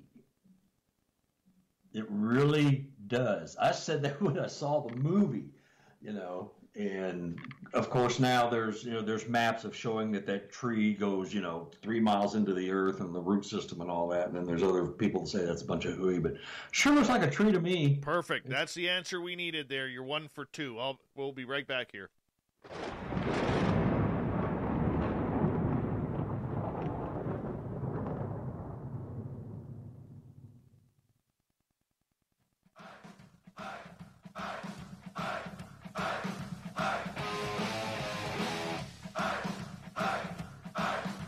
We pass the halfway point on Spaced Out Radio tonight. My name is Dave Scott. Thank you so much for taking the time to join us. We really do appreciate your time. We want to remind you that if you miss portions of this show or others, check out our free archives by going to youtube.com/Spaced Out Radio. Do me the favor, hit that subscribe button. Our website is spacedoutradio.com, where we have a plethora of features for you, including rocking out to Bumblefoot and reading up on Captain Shirk's SOR Newswire. Follow us on Twitter at Spaced Out Radio and on Instagram at Spaced Out Radio Show. Tonight we continue on with Bigfoot talk. Carter Buschardt is a guy who has been literally looking after this creature, looking for it for a couple of decades now. He's had encounters. He's interviewed over 200 people with close encounters, and he's here tonight to talk to us about these experiences. Carter, welcome back. Thank you, sir. Thank you. Having a blast. Well, I'm glad. Me too, man. Me too. Let's go to Kira's question right off the bat here. Kira from Oregon is asking if you have had reports of red/orange orbs around Sasquatch encounters. Yes. Want to tell us about it? My theory, and it's accepted by people in the paranormal field, that with ghosts and paranormal things, orbs are always seen with ghosts and haunted houses and stuff like that. Well, ghosts are trying to gather up the energy to materialize, and so they're in the orb form when they are trying to materialize, and then they finally get enough energy in the room from humans or other energy in the area to manifest themselves into a ghost. So I with the reports and the type of sightings that people are describing with these orbs, it's almost like they are coming or going from another dimension, or it is just spirit energy. But the fact that it's seen with Sasquatch has to mean something to do with the Sasquatch, and it's not just peripheral energy flying around the forest. I guess it could be. But I've seen it. I have many, many, many more people that have seen it and will swear that was a Sasquatch coming or going into a visual state. That's interesting. All right. When you look at that, though, okay, that's a pretty tall tale to say that could be Sasquatch morphing itself into orbs. Yeah, it is. But that's part of the quantum physics. Ron Moorhead made some commentary in my book, and he's vastly more knowledgeable about the quantum theory than I am. But it's quantum stuff. It's the stuff that we can't explain with physical science, so we have to go to other areas, other arenas of science, and quantum science, quantum math all sort of fits the bill. It may explain it, you may not believe it, but it will explain it with a math basis. And with quantum physics, if you prove it with math, you can only disprove it with math. You can't just say, that can't be. You have to prove that it can't be. And if it's proven with math, you pretty much cannot unprove it. I mean, it can be done, but that's a long and the short of the orb thing. But, it's one of those other things that comes up so often that you can't, you put it on the back burner, but you hear it 3 or 4 or 5 more times. You got to go, these people don't know each other. They got nothing to gain. Might be something to it. All right, let's move on to Cat Chaser's question. Do you believe in infrasound that people claim they are getting zapped by this creature? Yes, I've had it happen to me. I've seen a man knocked to his feet. My Squatch partner has had the same thing happen to him where he couldn't get out of his tent. He wanted to. He was paralyzed. He couldn't move. I had the same thing happen to me where I heard heavy bipedal stomping outside my tent about 5:30 in the morning. On top of that, I had to pee. So I wanted to get up and see what it was and go take a leak. I couldn't move my arms or my legs. I was wide awake. I wasn't, sleep paralysis or vivid dreaming. I was awake and cognizant of everything. Of course, some people will say that's a description of, vivid dreaming. But it does happen. It does happen. I've had it happen to me. And it's, infrasound is quite easily explained. And, lions, tigers, elephants, dolphins, sharks, lots of creatures use infrasound to communicate. And we use it in sound cannons to dispel crowds. So it's a scientific term. It's a scientific reality. And I firmly believe that they probably have the power to do stuff. Yep. Okay, for people who may not understand the whole zapping thing, what happens? Well, infrasound is basically described as well above, well below the human range of hearing. And so when they use infrasound in riot control, they disperse large sound waves at people, and it makes you hallucinate. It can tear your guts up. It can make you feel like you're getting ripped apart from the inside. It's just very uncomfortable. That's what they use to dispel a lot of crowds, mostly over in Europe. They don't use it that much over here. So that's basically, it can manipulate your internal organs. It can manipulate your brain waves. It can cause hallucinations. It can do a lot of things if you look into it. And I believe if other creatures on this planet have that, why can they not have it? Why can they not use it to their advantage to keep, pesky humans away from them? What do you think of the theory about this creature, along with many other in nature, having the ability to make itself blurry? Because not everybody is a bad photographer. Not everybody is a bad videographer. There are some people who believe that, they've had, Sasquatch on camera on a tripod, and this thing still looks blurry. Well, that's probably, just my opinion, my explanation would be that's the vibrational equivalent of putting a sock over it. So they can change their vibrational frequency if we believe they can do that, and I believe it's quite possible. So if they're doing that, all they got to do is just change their vibration just a little bit, and they turn into a blob squatch. And I said that word, but it's not squatch. It's blob squatch works. I still haven't marked you down for the 2 squatches that you have, but you have the cowboy hat on right now, so I've forgiven those. Okay. Yeah. Well, and I know I kind of went down the toilet there with the eggs for breakfast or eggs for dinner. Yeah, you totally did. Yeah, you totally did.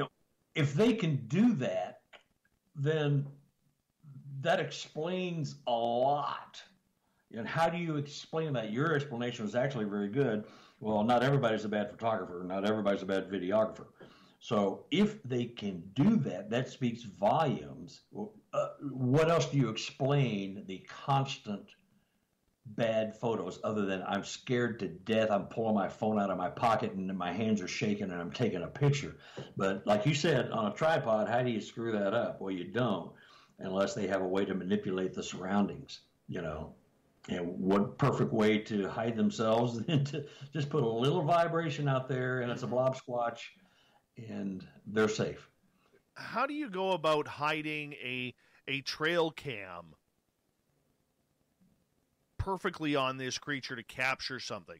I have heard so many stories. There's a great researcher out of the state of Colorado named Mike Johnson who literally every time he brings someone new out to his Sasquatch area, which he doesn't let anybody know where they are, he has two rituals. Number one, the new guys always want to bring trail cams out there, even though he says they'll never be able to get a photo. And every time they put a trail cam out, it ends up right behind their vehicles. You know, doesn't matter how camouflage it is, the camouflage is there. The second thing that he has is when they camp out there, the newest person on camping with them has to sleep in the back of the tent because this one Sasquatch will always put its hand on the tent to feel the head and the shoulders of the new person. Mm-hmm. Xanu. Very, very creative. But, you know, but getting back to the technology of it all, how are they able to manipulate cameras or these trail cams? How do you think they know? Is their sense of smell that acute? I think so. Here's another theory. You know, the woods, the forest, it's their living room.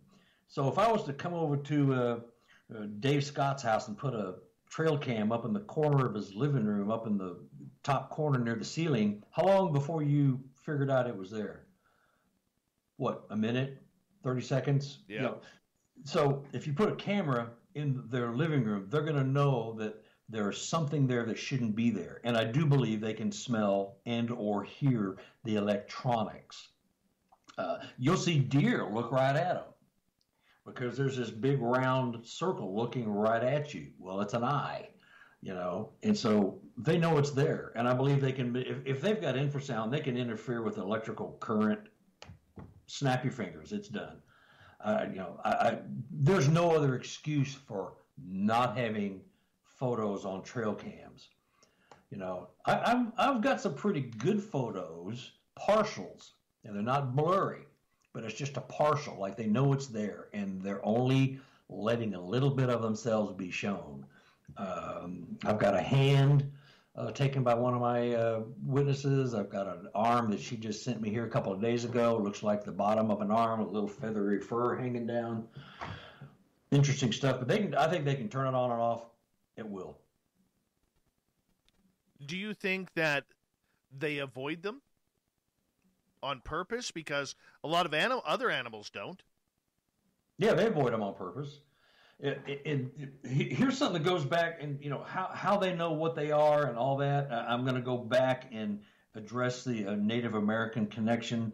And was something I read when I was a kid. When you're talking about how did I get into this part of this, you know, I was reading that when Native Americans first encountered white man, and we had cameras, they thought the cameras stole your soul. They did not want their pictures taken. I think with the symbiotic relationship with Sasquatch and Native Americans going back, you know, thousands and thousands of years, that attitude or belief may have been shared. And so that gave them the feeling, the knowledge that these cameras are not good things. It was misplaced belief because it doesn't steal your soul, but the damage was done by explaining to the Sasquatch that these big eyes in the woods are not good. You know. Theory. All right. Sovereign wants to know about stone and stick structures. What do you think their functionality is? Well, that's in the book too, but I believe that it's a language. They are speaking to each other. Some of them are to warn us off, but how are we going to know that that was made by a Squatch and not a human? Why is there this big X across the trail in the woods in the middle of nowhere? Why are there 12 branches and tree trunks interwoven into something so complex. No way that happened with Mother Nature. Those are created, and they are a language within their race. Those are saying something. Some of them are very primitive and simple, probably easy to figure out. Some of them are very complex. I've got some complex structures in my book. Oh my gosh, some of the stuff they do, the intricate weaving and the balancing of sticks and twigs, and that would never happen in a million years randomly. It's made, and it's made to last, and it's a communication between the two. And if we knew what they were saying, we would be so much further along. And we're working on it. But I think they're a language. Some of it's to warn off. Some of it's territorial. This is Bob Sasquatch. This is my area. Tom Sasquatch, you stay away. And that kind of thing. Not Matt Moneymaker. Cliff Barrickman was on this show about a month and a half ago. And I think he made a very, very interesting point of conversation, saying that outside of the Patterson-Gimlin film, with today's technology, with today's CGI, today's very realistic costumes, it is impossible, or darn near impossible, to accept video footage from anyone unless you've been there, done that, and filmed it yourself. Where do you stand on that controversial topic of why we haven't had a solid video since Patterson-Gimlin? Well, I think we do have some. We mere peasants are not cool enough to see them, And he does make a good point, because his wife is a costume maker, and she does special effects. She makes some really good stuff that would probably pass muster. So it is easily done nowadays, but it's also easily discovered. So I think there are videos in the hands of the government and the paper companies and the lumber companies and other places that are just hiding them, keeping them for some reason, to keep them away from us. So just because we don't see them doesn't mean they don't exist. I think there's other very, very good video evidence out there. We just aren't privy to it. Where do you think that is? Government.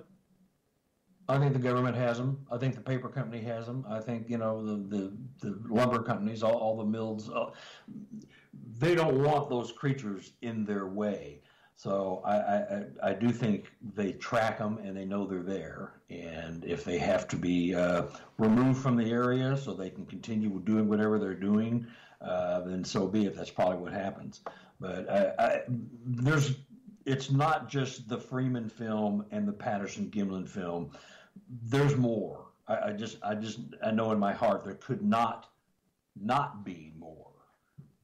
It has to exist. People are sitting on it for some reason, I know people that tell me that, well, my grandpa's got some. I know people up in Canada say they got some, So they sit on it for some reason, maybe to maximize the financial profit. Maybe they don't want to come forward because they don't want to see the creatures harmed and their habitat destroyed. I mean, there's all kinds of reasons to sit on it. But I think there's a lot more video proof exists than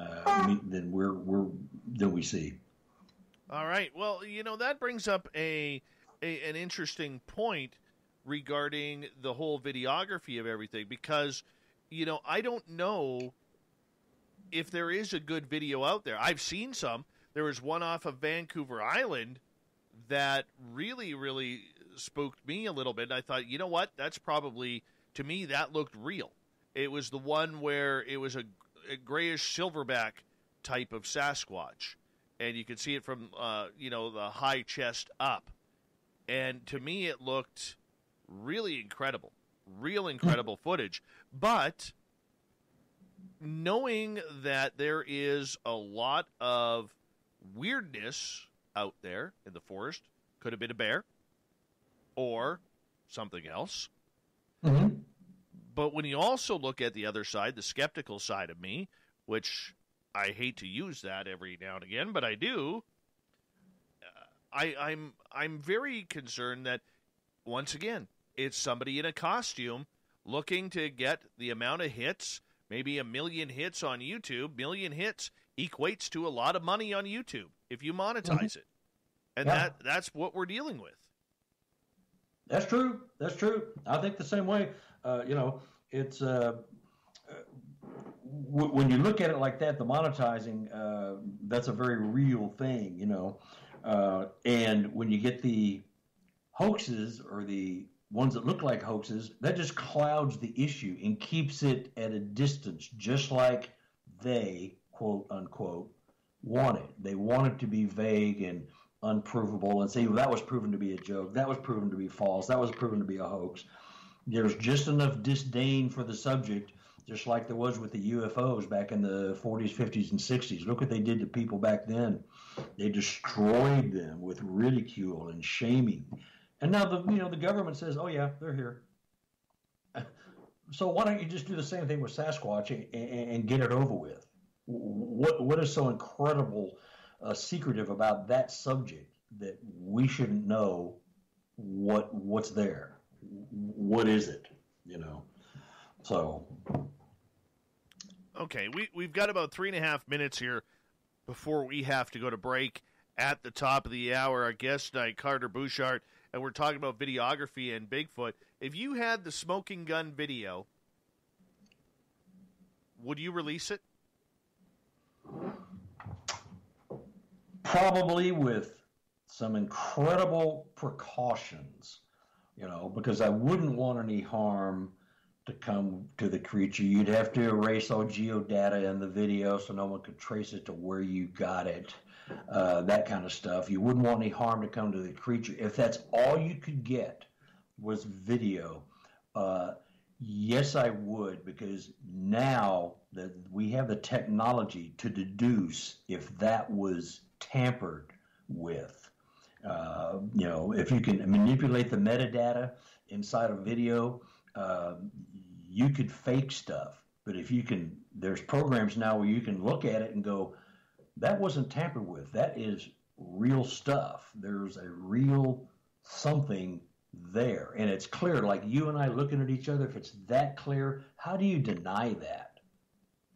I mean, I know you can, but as a logical person who's trying to be truthful with yourself and like to see the person in the mirror every morning and you respect that person, how do you boil that off and say that's fake? If it's as clear as the picture I have of you right now and you have of me, how do you, well, that's got to be a costume. They can do that. Well, of course they can. But that video would show more than just a creature standing there. It would show locomotion. It would show gripping. It would show teeth, mouth, eyes, blinking. It would show things that cannot be faked. Or if they could be faked, you could tell the difference quite easily. So, yeah, I would release it. I'd have all kinds of precautions in place, including possible, physical harm to myself if I was to, post a video. But I would, absolutely. World needs to know. See, I don't think I would. Yep. I'll take the opposite side on that. I don't think I would. Bob Gimlin said the worst thing that ever happened to him in his life was this video. Yeah, I've heard that. Yeah. And I believe their video is 100% true. Mm-hmm. I don't think there's, I'll debate anybody on that. Yeah. But I look at the way when people release videos, doesn't matter what it is, of aliens, UFOs, photographs, videos, there is a huge amount of criticism that goes along with that. You've literally, upset for some reason 60 to 70% of the entire community. Mm-hmm. And I don't know if I could handle that type of criticism for the rest of your life, because it sticks with you. Yeah, that's correct. And, it is true because, it's taken the world 60 years to get over the existence of that film. Yes. And now it's accepted. But getting there was not easy. Right. For either of the two gentlemen involved. You know, I totally get that. Let's continue this conversation because it's important. We'll continue it right after this on Spaced Out Radio. We continue our Bigfoot talk for another 30 minutes with Carter Buschardt on this show. Video evidence with Bigfoot. If you had the smoking gun, would you release it to the public? We'll find out right after this on the Mighty SOR.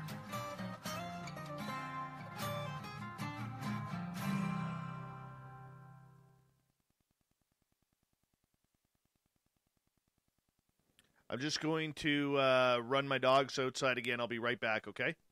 Okie doke. Out in the public? How about advertising on Spaced Out Radio? Our sales department is waiting to hear from you, and we can work around any budget. From commercial spots to banners to special promotions, there are many opportunities to get your name and product out to our SOR listeners. For a price guide and more information, please contact us at sales@spacedoutradio.com. The party is always on at the Moose Vancouver. The Moose Vancouver is where you want to be when visiting Canada's West Coast. Open until 2 a.m. nightly, the Moose cranks up the rock while serving some of the best-rated food in the city. The menu starts at $6.95. Why party anywhere else in Vancouver when the Moose is right there? Get your horns up and rock with the Moose, the official party bar of Spaced Out Radio. Hey, space travelers, this is John Resig, founder of the Tribe and Tribe Charities. If you know anything about our website, you know we like to do things a little differently.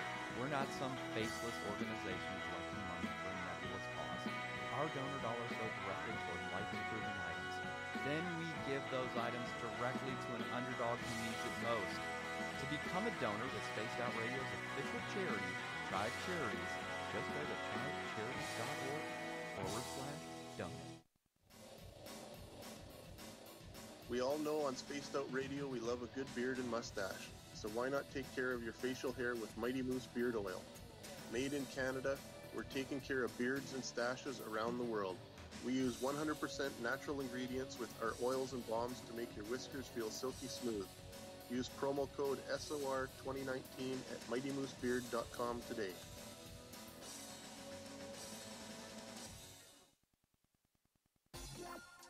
For the price of one cup of coffee a month, you can become an SOR Space Traveler. The Space Travelers Club is a place where you can interact with other listeners, either live during the show or on our great forum. We want your stories, pictures, comments, and ideas. You'll get live video streams, exclusive content, and be a part of our newsletter. Stay in touch with everything SOR. The Space Travelers Club is just $5 a month at spacedoutradio.com.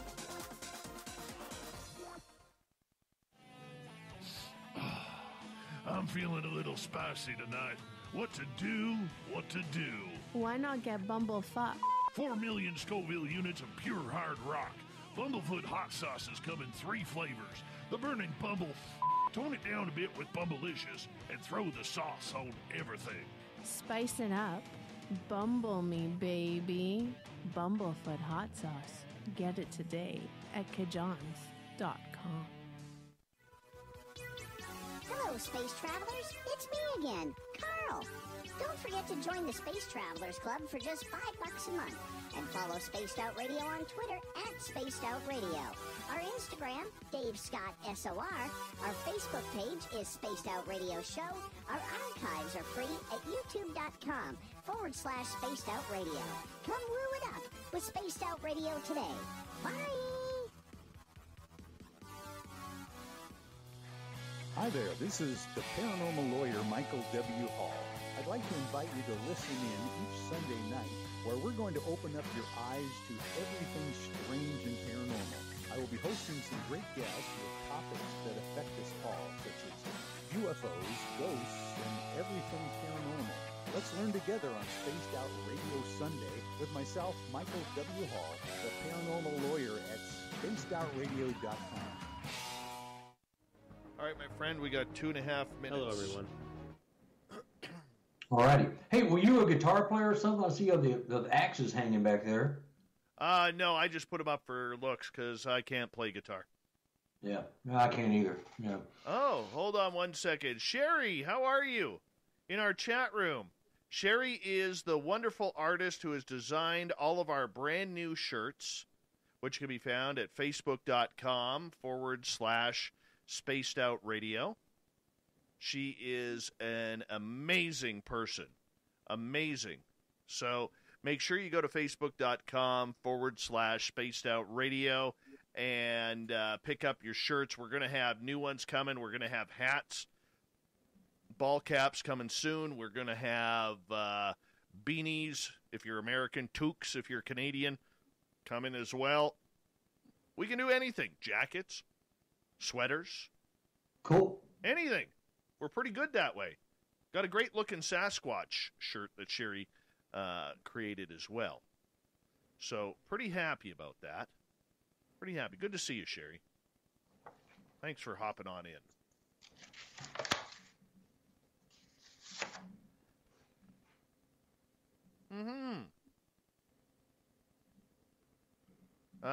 Sherry will do prints on custom chain mail. Yes, filthy. Yes, she will.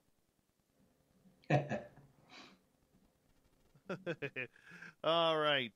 I also have to, this is my time of the night where I have to do this as well. My Perfect Beard is sponsored by Mighty Moose Beard Oil. Gary the Dutchman in the chat room is the one who puts it together. It's all Dutch, all natural. And, all you got to do is take this little bottle here. You pull it off the top. Give a little squeeze into your hand like so. And then you just rub it together. Put it into the beard. That's all you do. That's all you do. MightyMooseBeard.com. Remember, use promo code SOR2019, and you get your beard taken care of, or your hair, one of the two. All right, we got 5 seconds here. Let's make this happen. Hour 3 coming up right now.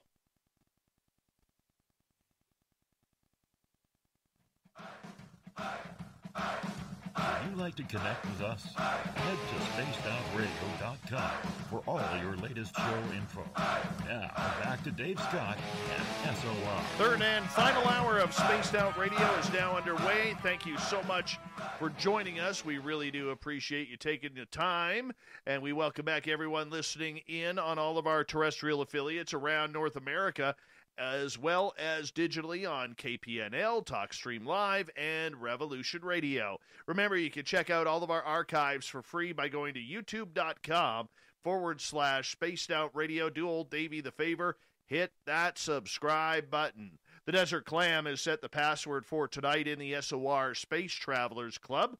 Oh, what do you got for us, Clam? Oh, yeah, I hate this word. I'm going to be honest. I hate this word. Deepnosophy. Deepnosophy is your password. Use it wisely, space travelers, as the Clam sets the password each and every night right here on Spaced Out Radio. Our website is spacedoutradio.com. We have a plethora of features for you, including rocking out to Bumblefoot and reading up on Captain Shirk's SOR Newswire. Follow us on Twitter at Spaced Out Radio and on Instagram at Spaced Out Radio Show. For the final time tonight, we're talking Bigfoot.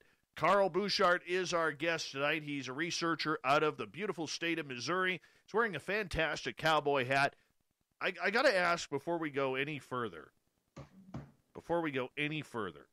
Yes, sir. What's it like to play in the World Series of Poker?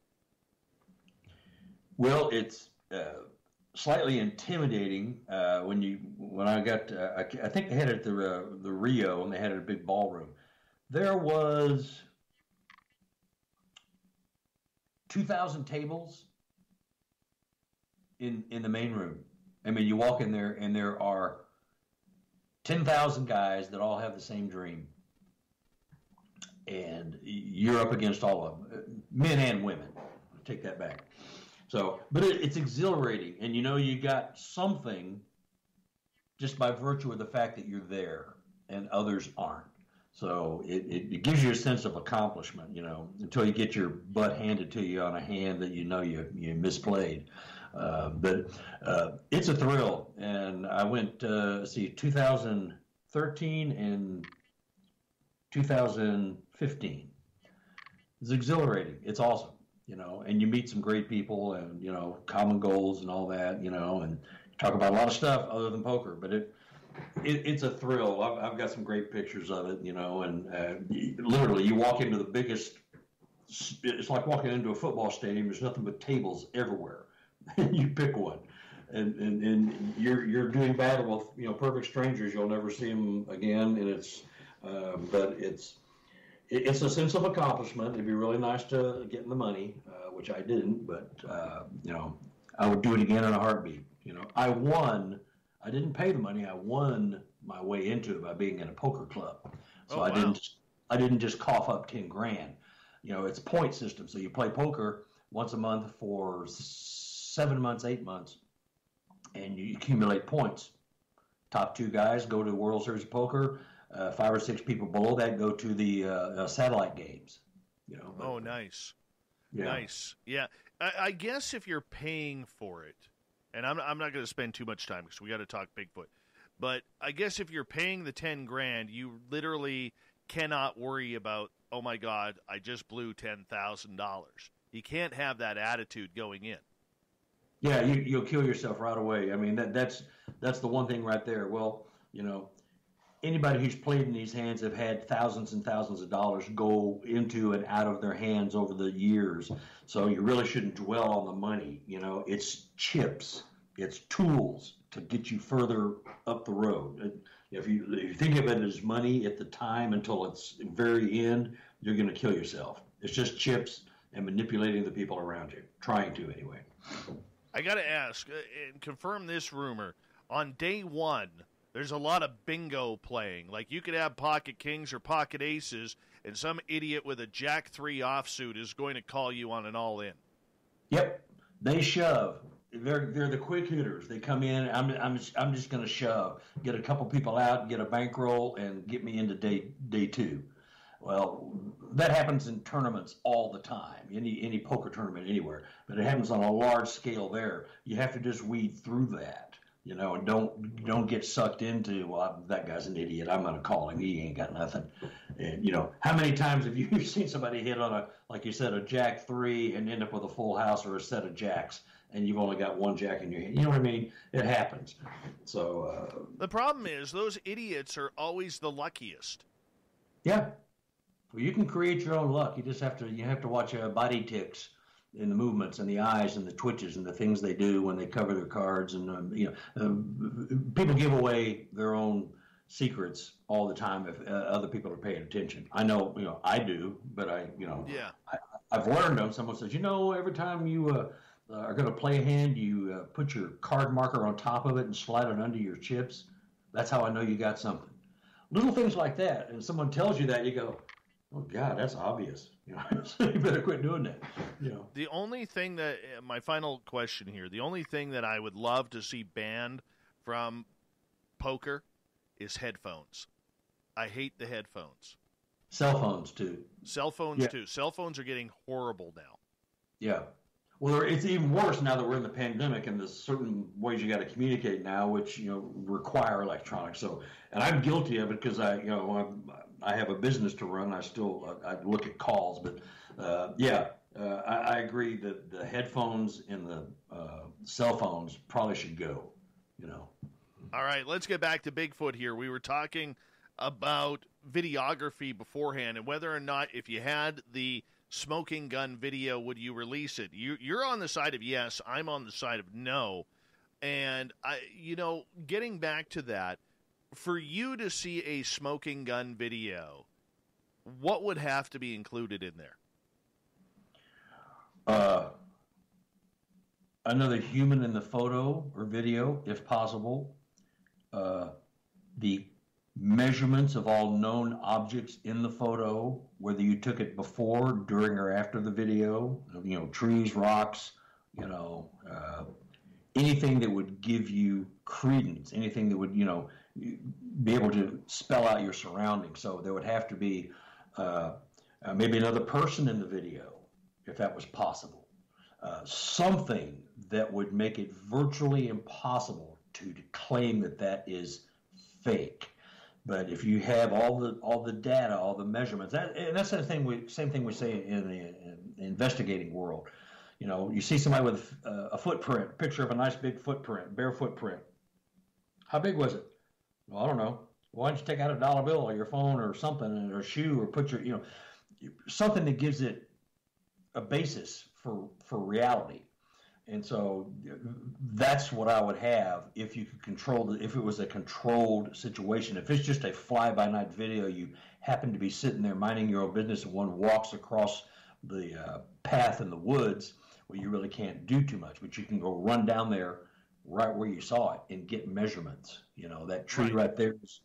So that kind of data is a big mistake that a lot of investigators make, and a good thing that a lot of investigators do when they have something they need to show you. You got to have supporting data or explanatory data around it. Otherwise, you're just opening yourself up. All right, couple questions from our audience here. And this one comes from Life Dweller, who is asking about Sasquatch potentially throwing their voices in order to not give away their position. Have you ever seen or heard this happen? No, I haven't, although the mind speak is somewhat a form of that, but I have not experienced the voices being thrown. Usually in the few times I've had them speaking to me or at me, it is obvious they are speaking from a spot in the forest that I can narrow down. But I don't see why they couldn't do it. But I've heard it, but I've known exactly where it came from. Okay. And the next question comes from Sovereign, who is asking, getting back to the whole zapping thing that Bigfoot seems to do that you think is going on, has that zapping ever killed anybody? There are no reports of that nature. It is mainly a vehicle to escape or to keep you at bay. I've not heard of any reports of a Sasquatch killing a human in any way, shape, or form, actually. Nothing that's substantiated. Bombshell wants to know, in the study, the mitochondrial DNA came back as human female. What do you hope the other half is?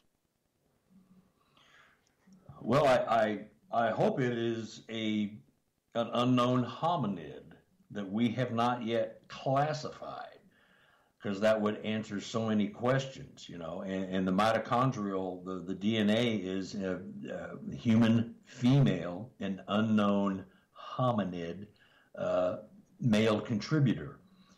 So that kind of tells you right there we're in the ballpark, and a couple of people have some studies out, but I hope it is something that is in the ballpark of what we have already hypothesized, whether it's the Gigantopithecus, or it's Australopithecus, if it's any of those that we have already kind of thrown in the mix.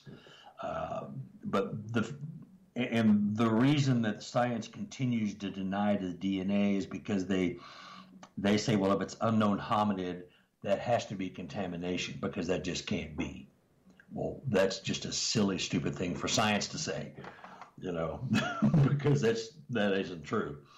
I think they know what it is. They just don't want to say anything about it because it's too preposterous. It's too shocking, All right, let's get to Robert's question, who is asking, your opinion on the Freeman video. I think it's authentic. There are a lot of people that say it isn't. One of the prints I have back behind me is the Paul Freeman print. I got a Patty print and the Paul Freeman print, and then one I've taken from one of my areas. But I think that's a good video. He's kind of got a couple of videos, and he's got a lot of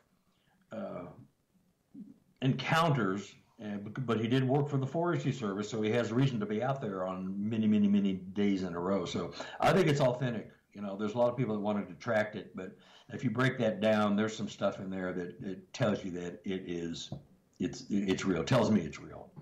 All right, let's get to one more question here from Cat Chaser, who is asking, that horrible smell, can you smell that smell from a Bigfoot? I smelled it for the first time in Iowa about 4 or 5 months ago, and it wasn't that hideous. It was kind of a greasy, fruity smell, but it came and went in just a heartbeat. And we heard some rustling and stomping around in the woods. It was at night, and I've been with people who smelled it, and they say, "Do you smell that?" And I couldn't smell it. And this time I actually smelled it. It came and went, but it seemed to coincide with us hearing some rustling and movement. And it came, that was weird. What was that? And then it was gone. But that's the only time I've smelled it. I have been in the presence of it, and other people have smelled it, and I haven't smelled it.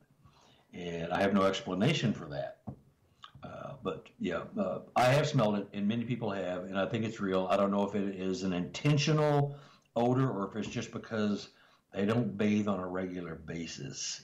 And if you're eliminating all over yourself, that would explain a lot. Eating raw meat, and, I mean, the way they live would explain that. So, but yeah. It's real. It's a real thing. I just don't know if it's something they do intentionally to drive you away, or if it's something that happens when they are startled and it is just an involuntary release. That I haven't figured out, and I don't think anybody else has figured that out yet either. All right, and there is a question here from Steph. I just have to find it here. This is why I like capital letters. Oh, okay, here it is. She is asking, do you think the Sasquatch form tribes and families? Yes.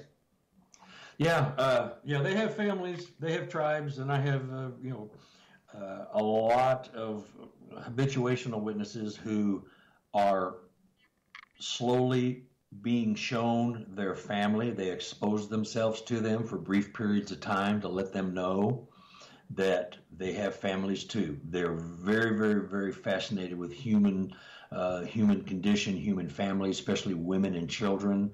Women are the life givers and the nurturers. Children are the innocent, and they have children, and they play, and they watch us play. They watch the kids play, and they play with kids sometimes when the parents aren't around. So, they have family units. They have clans.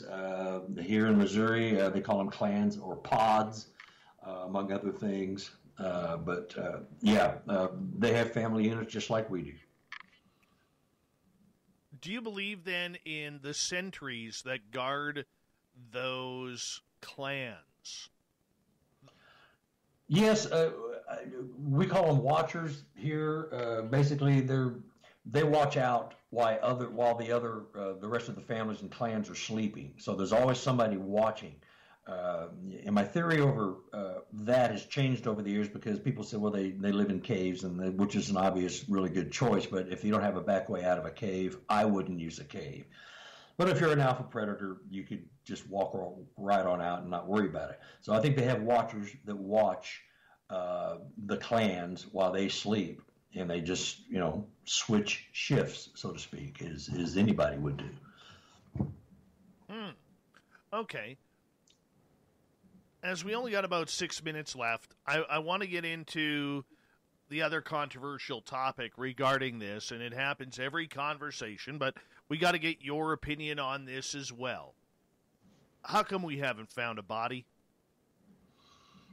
Well, the standard answer, real quick, you don't find bear, you don't find wolf, you don't find a lot of things because the forest can dispense a body in 3 to 7 days.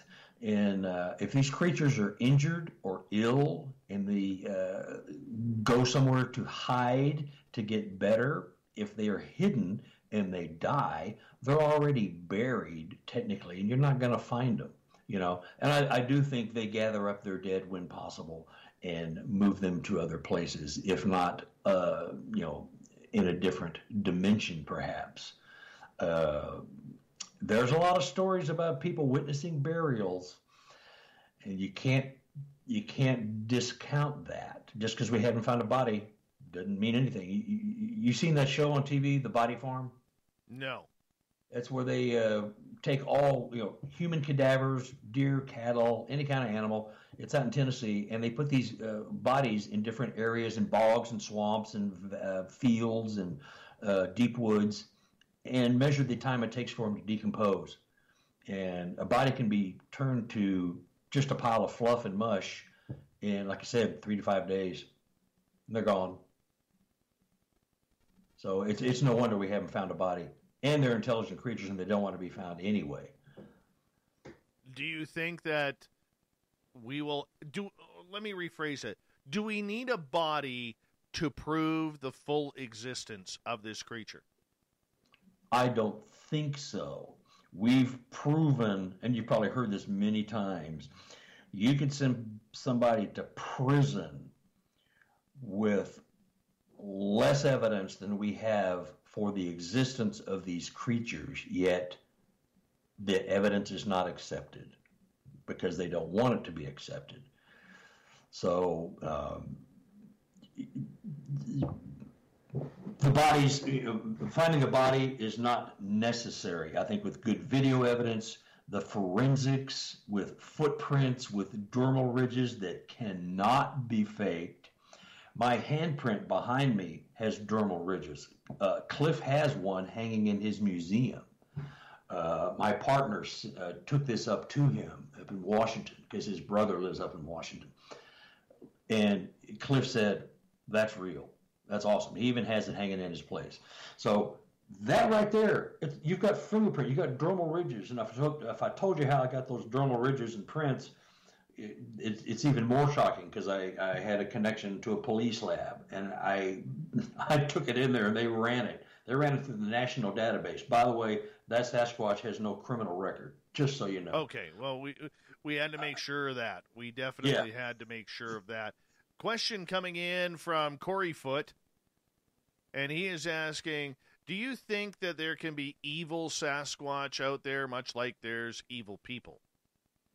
Absolutely.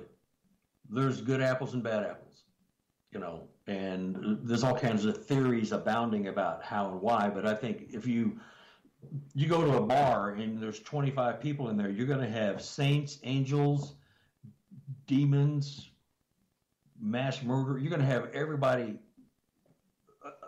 a cross-section of the human condition, a cross-section of the different types of personalities in any place. So I don't see why they wouldn't be any different than us. There's good ones and bad ones. I can't see why they wouldn't be.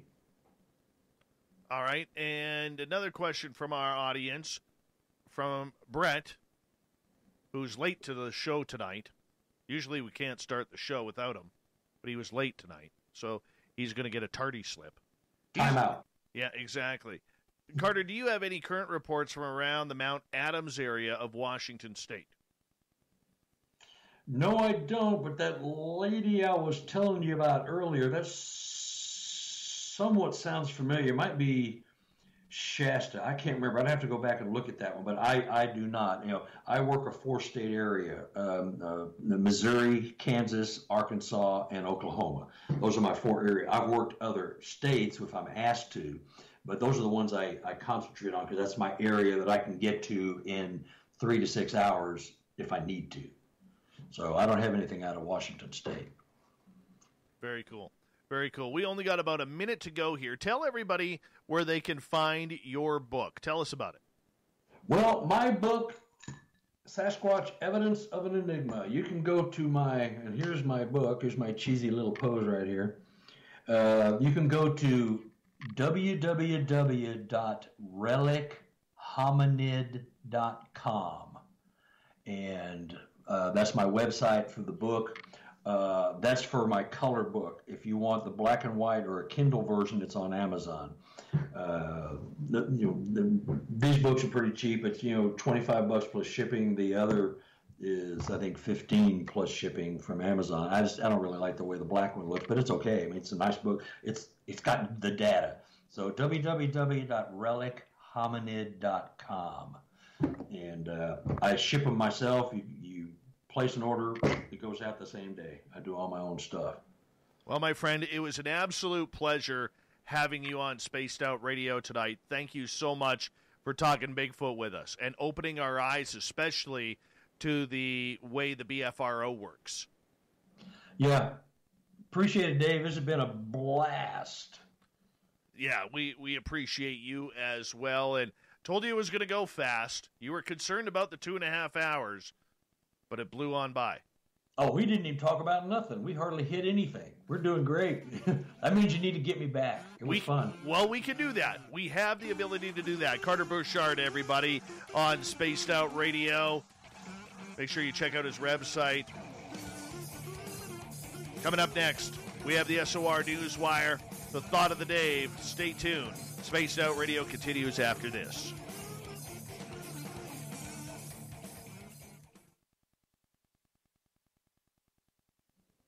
Good job, my friend. We're going to give you some claps for that.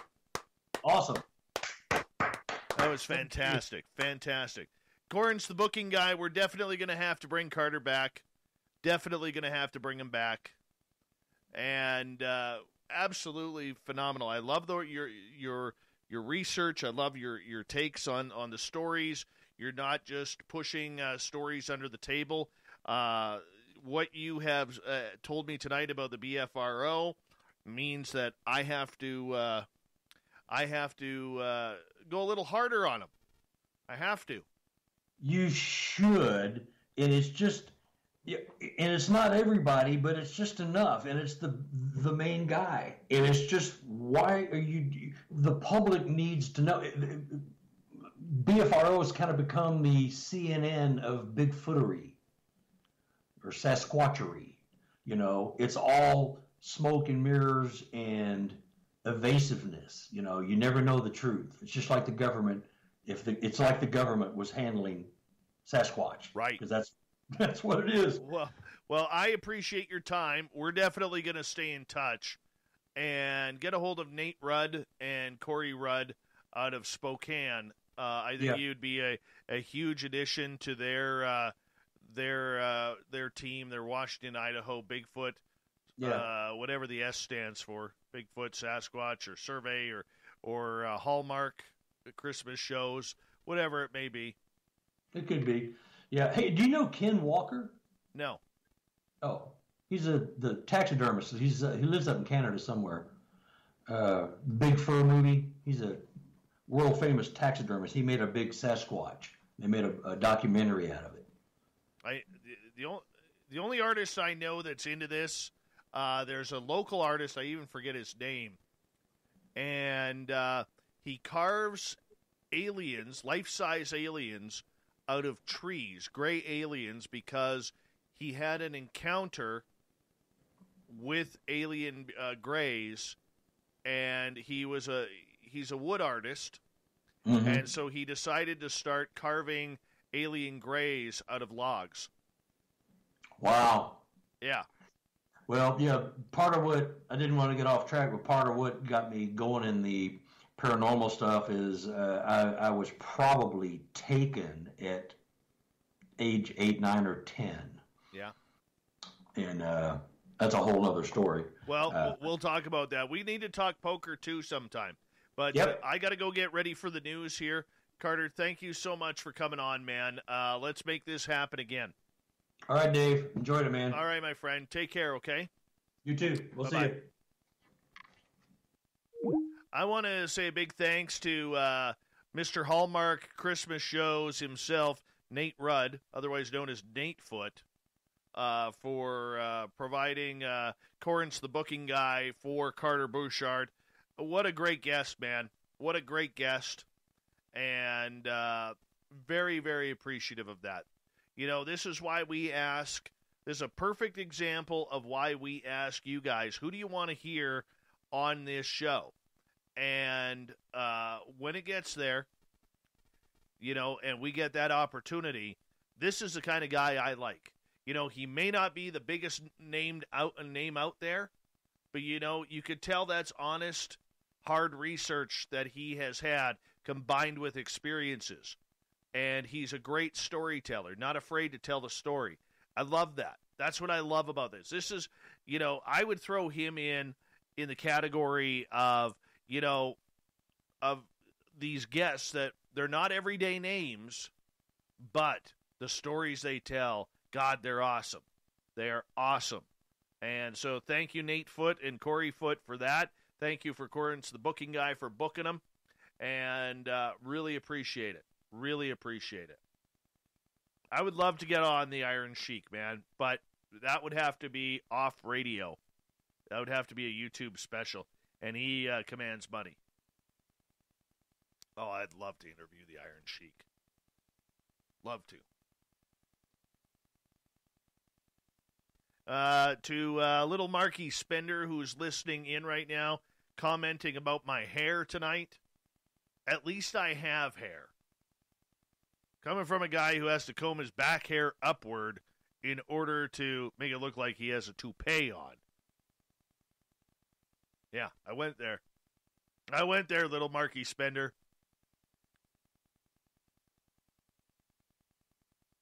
All right, we got 20 seconds. Thank you to Human Carl and Beehive Chuckles for the super chats tonight. 145 people. Out of all you guys watching right now, if you haven't hit that subscribe button, hopefully we've done enough to earn that. And hit that subscribe button, hit that thumbs up. Here we go, everyone.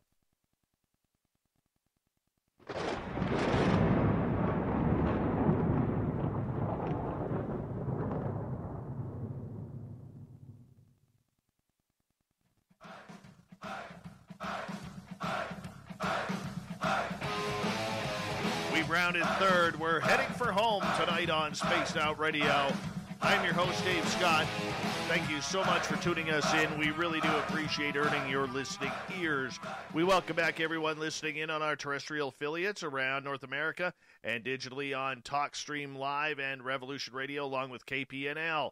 Remember, you can check out all of our archives for free by going to youtube.com/Spaced Out Radio. Do me the favor, hit that subscribe button. Our website, spacedoutradio.com. We have a plethora of features for you, including rocking out to Bumblefoot and reading up on Captain Shirk's SOR Newswire. Follow us on Twitter at Spaced Out Radio and on Instagram at Spaced Out Radio Show. Speaking of the news, let's do this thing.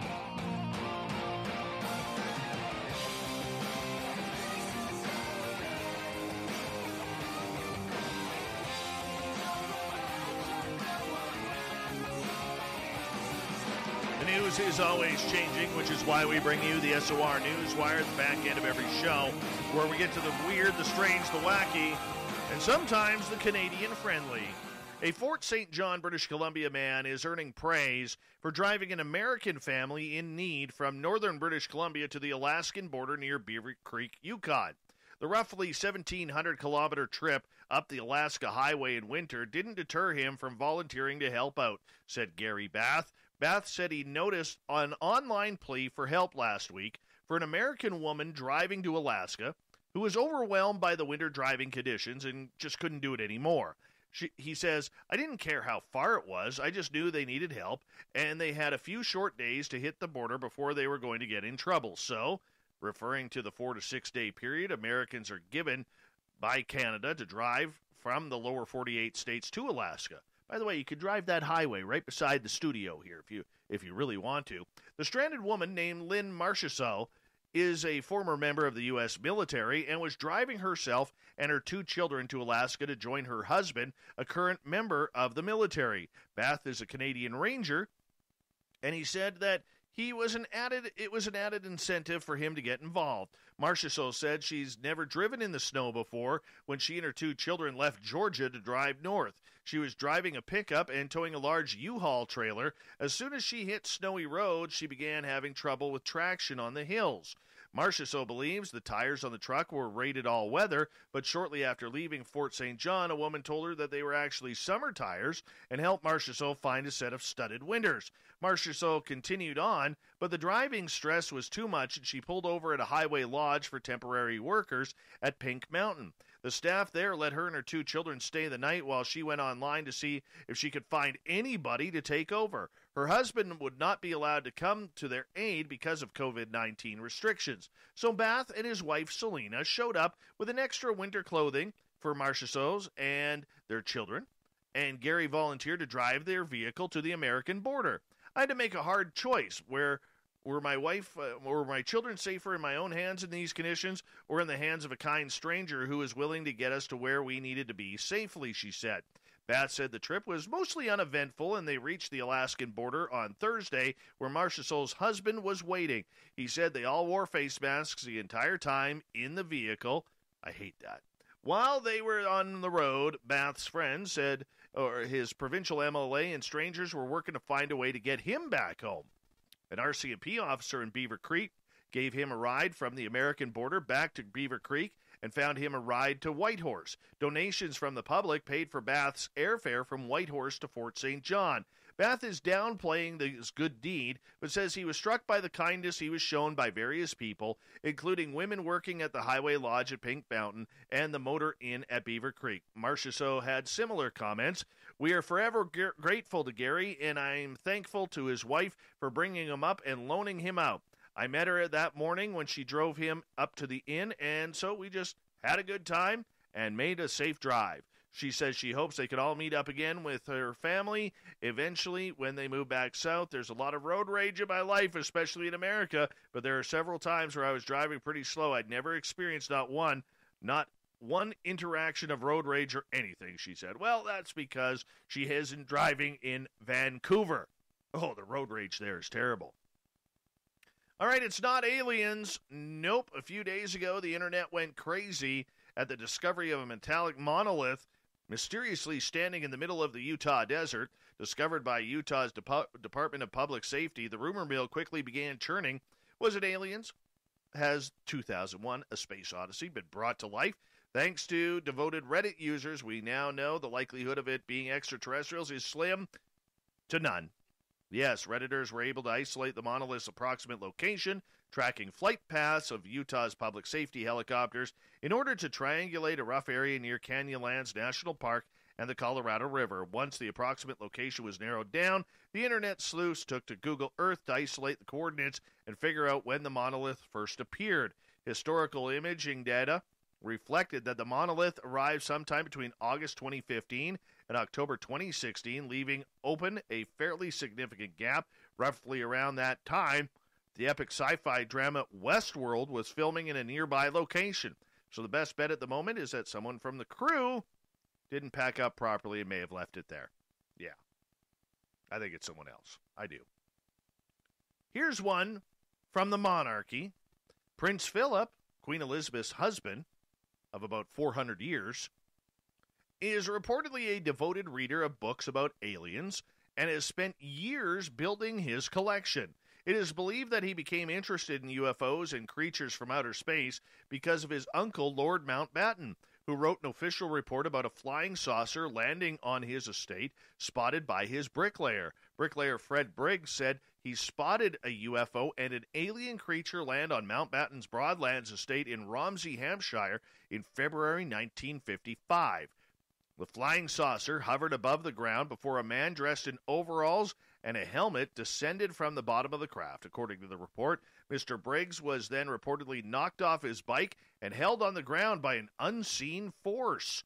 The report was kept secret until Mountbatten died in 1979, and it was uncovered. Prince Philip allegedly read the Halt Perspective last summer, which details the ins and outs of the Rendlesham Forest incident. On December 26, 1980, there was a series of reported sightings of unexplained lights near Rendlesham Forest, Suffolk, England, which have become linked with claims of UFO landings. One U.S. officer even claimed he was close enough to even touch one of the alleged craft. Oh yes, the book was written by retired Air Force Colonel Charles Halt, who was the base deputy commander at the time of the incident, and retired West Midlands detective John Hansen. Prince Philip's secretary wrote to Mr. Hansen and said, I am certain it will be read with close interest over the summer. And after being sent another book, Haunted Skies, the Encyclopedia of British UFOs, his private secretary replied, His Royal Highness will add this copy to his collection. It will make a most welcome addition to his library. Be curious to see what he knows.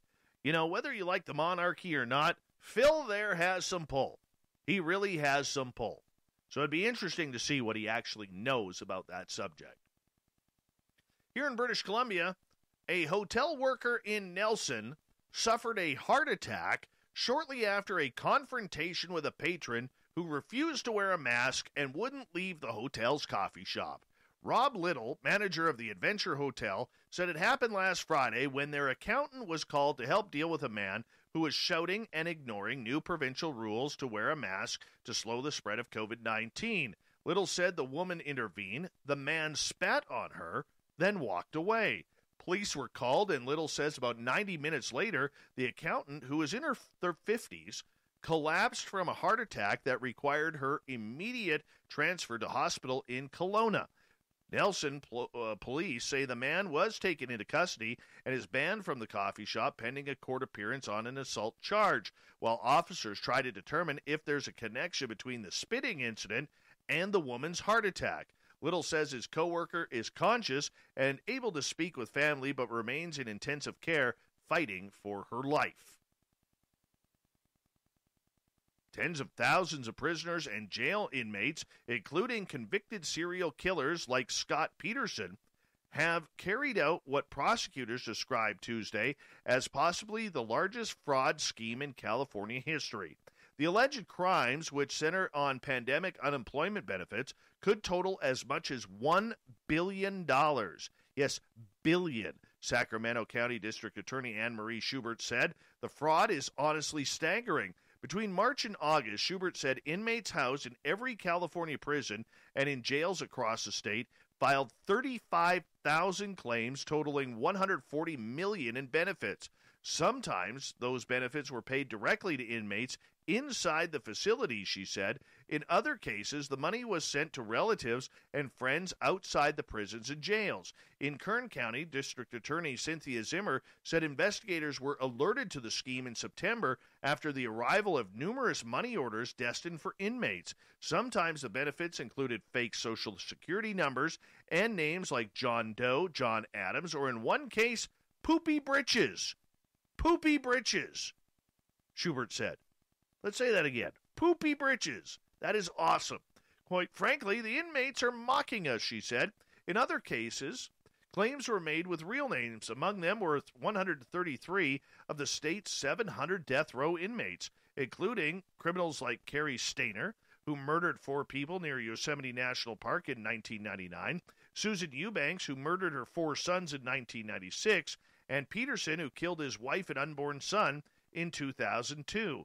Earlier this year, Peterson's capital sentence was overturned after the state's high court ruled that there had been significant errors during jury selection in his trial. Prosecutors have said they will again seek the death penalty in the case. Asked how much fraud was associated with Peterson's claim, another prosecutor with Schubert's office said, "We know the number, but declined to provide it, citing an ongoing investigation." A lawyer for Peterson, Pat Harris, did not immediately respond to media inquiries, but said that the investigators will find that he had not a thing to do with any kind of scheme to get fraudulent benefits. Schubert claims, or said the claims totaling $420,000 have been paid to death row inmates. That is just crazy. Absolutely crazy. All right. It's another one of these stories, not including Poopy Britches. This is a reason you don't go in the ocean. All right? So here's this dude in Florida, just, kind of floating on his back. Oh, yeah, and then, of course, a drone captures about a 14-foot hammerhead shark circling him. Jason McIntosh posted a video to Instagram showing the scene that unfolded just offshore in Miami Beach when the approximate, it's 10-foot, oh my goodness, hammerhead approached a man who was swimming on his back. The swimmer, totally unaware of the shark, gives the drone camera a thumbs up while the hammerhead approaches. The shark swims circles around the man, who nearly strikes the predatory fish in the head with his foot at one point. The hammerhead, though, it lost interest in the man, swam away, and the swimmer remained untouched. Look, if you're going to be swimming in the ocean, you got to be ready to be eaten. It's plain and simple. This dude was food. Now, looking at this guy, all right, and I've seen the drone footage, he looks in pretty good shape. The shark probably looked at him and said, there's not much meat on there. A lot of muscle. That's going to be, not as tender as I thought it would be. But I'm telling you right now, if that was me, I'm gone. I'm gone. I'm dead. I've got a little bit of gristle on me. But that's okay. The shark doesn't care. It's going to keep him warm in the colder, watery season, wherever it swims to. You know? Don't go in the ocean, people. There's things there that want to eat you. Now, in the Czech Republic, it's not about sharks, but there is one pissed off deer there, and this deer has actually stolen a hunter's rifle. You heard that right. Stolen the hunter's rifle. Yeah, a hunter in the Czech Republic was charged by a deer that snagged the man's gun on its antlers and fled into the woods with the weapon. Police in the South Bohemian region said a hunter contacted authorities to recount the story of how he lost his gun while hunting near the village of Horny Plana. You got to be kidding me. First we have Poopy Britches, now we have Horny Plana? Who writes this stuff? Anyways, in Horny Plana, the man said one of his hunting dogs in the group startled a stag in a wooden area, caused the deer to panic, and run directly towards him. The deer's antlers ripped the man's sleeve and ended up snagged on his .22 Hornet rifle, which had been slung over his shoulder at the time. The animal ran off into the woods with the hunter's unloaded gun still attached to his antlers. Police said another hunter reported spotting the deer with a rifle dangling in its antlers more than half a mile from the scene. Investigators say the hunter was required to report the loss of the rifle under the Czech Republic's Firearms and Ammunition Act. Who cares about reporting it? We got Deerbo out there. Deerbo in Horny Plana. He's going to be wearing a bandana. He's going to be looking for hunters. Think of all the does that he has killed. Maybe some children deer. All right? This is one upset animal. Just wait till he finds ammunition. He's going to blow the snot out of some of these hunters out there. He's upset. That deer knew what it was doing. I don't care what anybody says. That deer knew what it was doing. And now it's ready for war. Totally ready for war. The Canadian Army celebrated the 5th birthday of a beloved polar bear at the Toronto Zoo by giving the animal a promotion to honorary Master Corporal.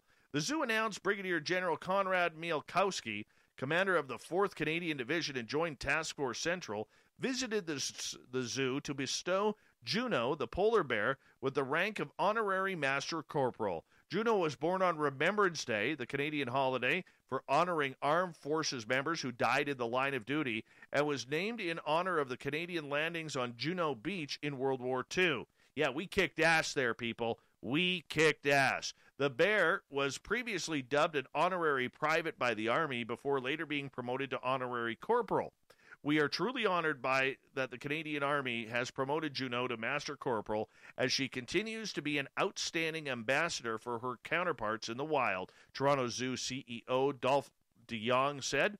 Juno and the other polar bears that call the Toronto Zoo home play an integral role in educating our guests about the impact of climate change and the loss of sea ice that directly impacts polar bears in the wild. Congratulations, Juno. Well deserved. Well deserved. And here, for the stupid story of the night that's not in Horny Plana or Poopy Britches, a group of 5 Florida women have the strongest feet ever. And this is so stupid.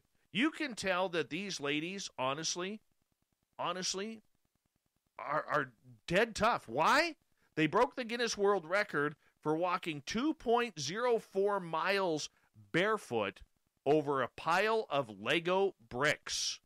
Katie Wells, founder and CEO of lifestyle website Wellness Mama, gathered friends Ashley, Savannah, Grace, and Kat to break the record for farthest distance travel by walking barefoot on Lego bricks by a relay team in 1 hour. Each woman had to complete a minimum of 20 laps on the 32.8-foot track in the 1-hour time limit to break the record. They exceeded their own expectations by achieving a distance of 2.04 miles. Why do you do this? Legos are death traps, and they are feet killers. Horrible, horrible Guinness record. But some strong ladies, that's for sure. Thought of the Dave happens every night at this time, where we ask a person on our, we'll ask all of you on our Facebook and Twitter pages, and read your responses on the air, because we love the audience participation around here. Today's Thought of the Dave is as follows. If you came across a dead Sasquatch in the forest, what would you do? Danny, I'm calling you, Dave. Alex, well, he'd run out there with his shirt off because he says his bank account would be about to look really good. Caden, pay respects first, then I would take photos, observe the body and facial structure, take some DNA samples, take more photos, then call Butch Witkowski to come claim the body. Nikki, pictures, pictures, pictures, then telepathically call out, scream to Sasquatch clans that they have a dead loved one. Stay by his or her side, shavings of hair, blood sample if allowed, then bury him or her in the extremely deep hole if its Sasquatch clan members didn't come. Debbie, contact his relatives to let them know, of course. Grant, take separate samples, pics, and more, and hide them. Then call independent researchers around the world, not official institutions. David, decide whether to fry, bake, or grill, and what kind of sauce or marinade would be appropriate. Oh, Snarky. Memorial, then bury it. I don't want to take the fun out of it for everyone else. Find your own Bigfoot. David, get the hell out, because something bigger than that killed it. Robert, call CSI Sasquatch. Cranda, poke it with a stick. And Selmo, I will bury his remains respectfully and not tell anyone ever. The secret will die with me. Chris, find a way to take that thing home with me, preserve it, and become the most worldly known figure to ever have a Bigfoot. Happy holidays. David, ask NK if I could borrow her stick. Kevin, ring the barbecue bell, Dave. Double Bobby, hope I have enough Bumble blanked hot sauce after I take some samples for DNA, of course. Shauna, be very sad. Hate to see any creature dead. Take pics of it, then try to bury it. Wouldn't want it carved up by scientists. Ada, I would call Brian Bowden because I wouldn't know what to do. Tina would bury it. Robert wants to make a rug out of it. And finally tonight, my good buddy, Little Marky Spender. This is, I mean, with friends like this, how do you have enemies? Step 1, shoot Dave in the leg, just because. Step 2, take lots of pictures. Step 3, put pictures on the net and sell them to the highest bidder. Step 4, maybe take Dave to the vet to get his leg looked at. Step 5, buy lots of toys and live the high life. Thanks, Mark. That's why we're friends. Thank you to everybody on the Thought of the Day. We'll do it all again tomorrow. Marty, thank you for a beautiful clown. And thank you to Captain Shirk for the news and Carter Buschardt for being our guest talking Bigfoot. We got Mr. Ron Bumblefoot Thal rocking in the background with Little Brother is watching. Bumblefoot is the official music of Spaced Out Radio, rocking us in and out of every single show. Get your horns up for the guitar god himself. Special thanks to everybody listening in at home, at work, in your cars, wherever you may be. Thank you to everybody in our chat rooms tonight. Spreaker, YouTube, LGAB, Rev Radio, Facebook, the Space Travelers Club at our website, and all the snarkers hanging out at hashtag Spaced Out Radio on Twitter. This show is copyright by Spaced Out Radio and SOR Media Ventures Limited. Thank you so much for choosing to share your evening with us, because together, my friends, say it with me, we own the night, Mr. Bumblefoot. We need a favor. We need you to take us home.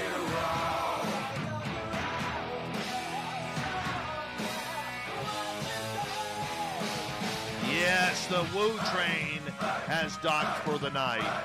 But tomorrow, my friends, we shall ride again. Your seats are always available. Your tickets never expire.